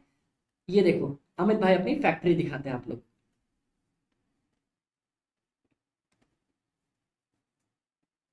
ये फैक्ट्री है मेरा, ये धुआं निकल रहा है, काम हो रहा है। ठीक है, अगर फैक्ट्री के अंदर खर्चे लगे तो मैं उसको बोलूंगा फैक्ट्री ओवरहेड्स। ओवरहेड्स मतलब इनडायरेक्ट खर्चे, समझ में आ गया? अगर ऑफिस के अंदर लगे तो मैं उसको बोलूंगा एडमिन ओवरहेड्स, एडमिन का खर्चा, एडमिन बोले तो ऑफिस का खर्चा। और सेलिंग पे लग गए तो सेलिंग एंड डिस्ट्रीब्यूशन ओवरहेड। समझ में आया? अच्छा अमित भाई, तो ये है टोटल माजरा, ये है टोटल माजरा, समझ में आया? फैक्ट्री ओवरहेड्स, एडमिन ओवरहेड्स और सेलिंग एंड डिस्ट्रीब्यूशन ओवरहेड्स। कोई दिक्कत यहां तक अमित भाई? यहां तक कोई भी दिक्कत नहीं है। तो सारे डायरेक्ट खर्चे प्राइम कॉस्ट, सारे इनडायरेक्ट खर्चे ओवरहेड्स। ओवरहेड्स किस नाम से? Factory overheads, admin overheads, selling and distribution overheads. Done? हाँ अमित भाई डन। तो ये आप लोगों को समझ में आ गया कि मेरे पास खर्चे on the basis of nature या एलिमेंट्स, एलिमेंट्स के बेसिस पे कौन कौन सा मेरा एलिमेंट्स है, उस एलिमेंट्स के बेसिस पे कौन कौन होंगे। हाँ अमित भाई डन, समझ में आ गया। पढ़ लेते हैं क्या बोलता है कि all the indirect expenses form part of the overheads and if we club all the indirect cost it will be under the banner of overheads। ये सारे जो हमारे overheads है ना, सारे indirect expenses एक छतरी के अंदर आ जाते हैं। ये रही हमारी छतरी, पोपटलाल वाली छतरी। इधर आ जाएगा मेरा इनडायरेक्ट मटेरियल, विजिबल है? नहीं अमित भाई साफ सा लिख के दिखाओ, इनडायरेक्ट मटेरियल। इधर आ जाएगा मेरा इनडायरेक्ट लेबर और इधर आ जाएगा मेरा इनडायरेक्ट एक्सपेंडिचर। डन? हाँ अमित भाई डन। कोई दिक्कत अमित भाई? यहां तक कोई भी दिक्कत अपने को नहीं आई है। Okay okay done. इन सब को एक छतरी में डालूंगा, हाँ। फिर उसको पता है क्या करूंगा? डाल के मिक्स करूंगा। फिर क्या करूंगा? पासे को फेंकूंगा, उसमें से निकलेंगे 3 लोग। फैक्ट्री ओवरहेड्स जो लगेगा फैक्ट्री में, ऑफिस ओवरहेड्स जो लगेगा एडमिन, और selling and distribution overhead. Done?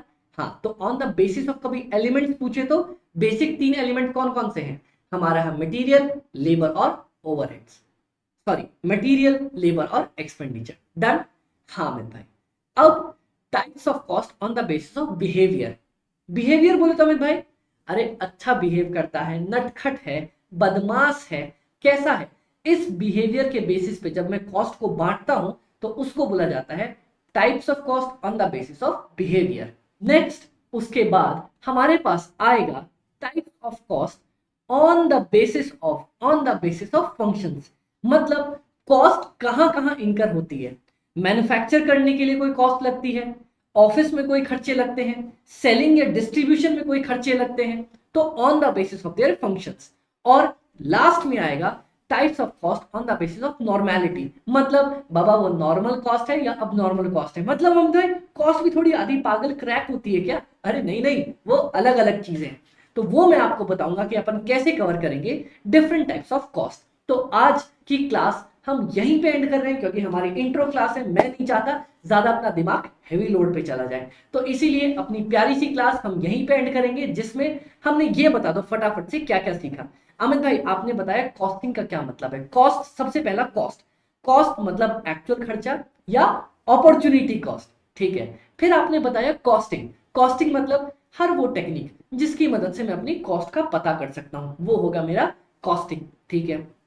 Management accounting, Amit भाई जब भी मैनेजमेंट इंफॉर्मेशन कलेक्ट करती है कॉस्ट से रिलेटेड इंफॉर्मेशन, प्लानिंग करने के लिए, डिसीजन लेने के लिए, उसको बोलता हूं मैनेजमेंट अकाउंटिंग। और लास्ट में जब प्रॉपर इस इंफॉर्मेशन के बेसिस पे प्लान या डिसीजन लिया जाता है उसको बोलते हैं कॉस्ट का मैनेजमेंट। ओके, हाँ।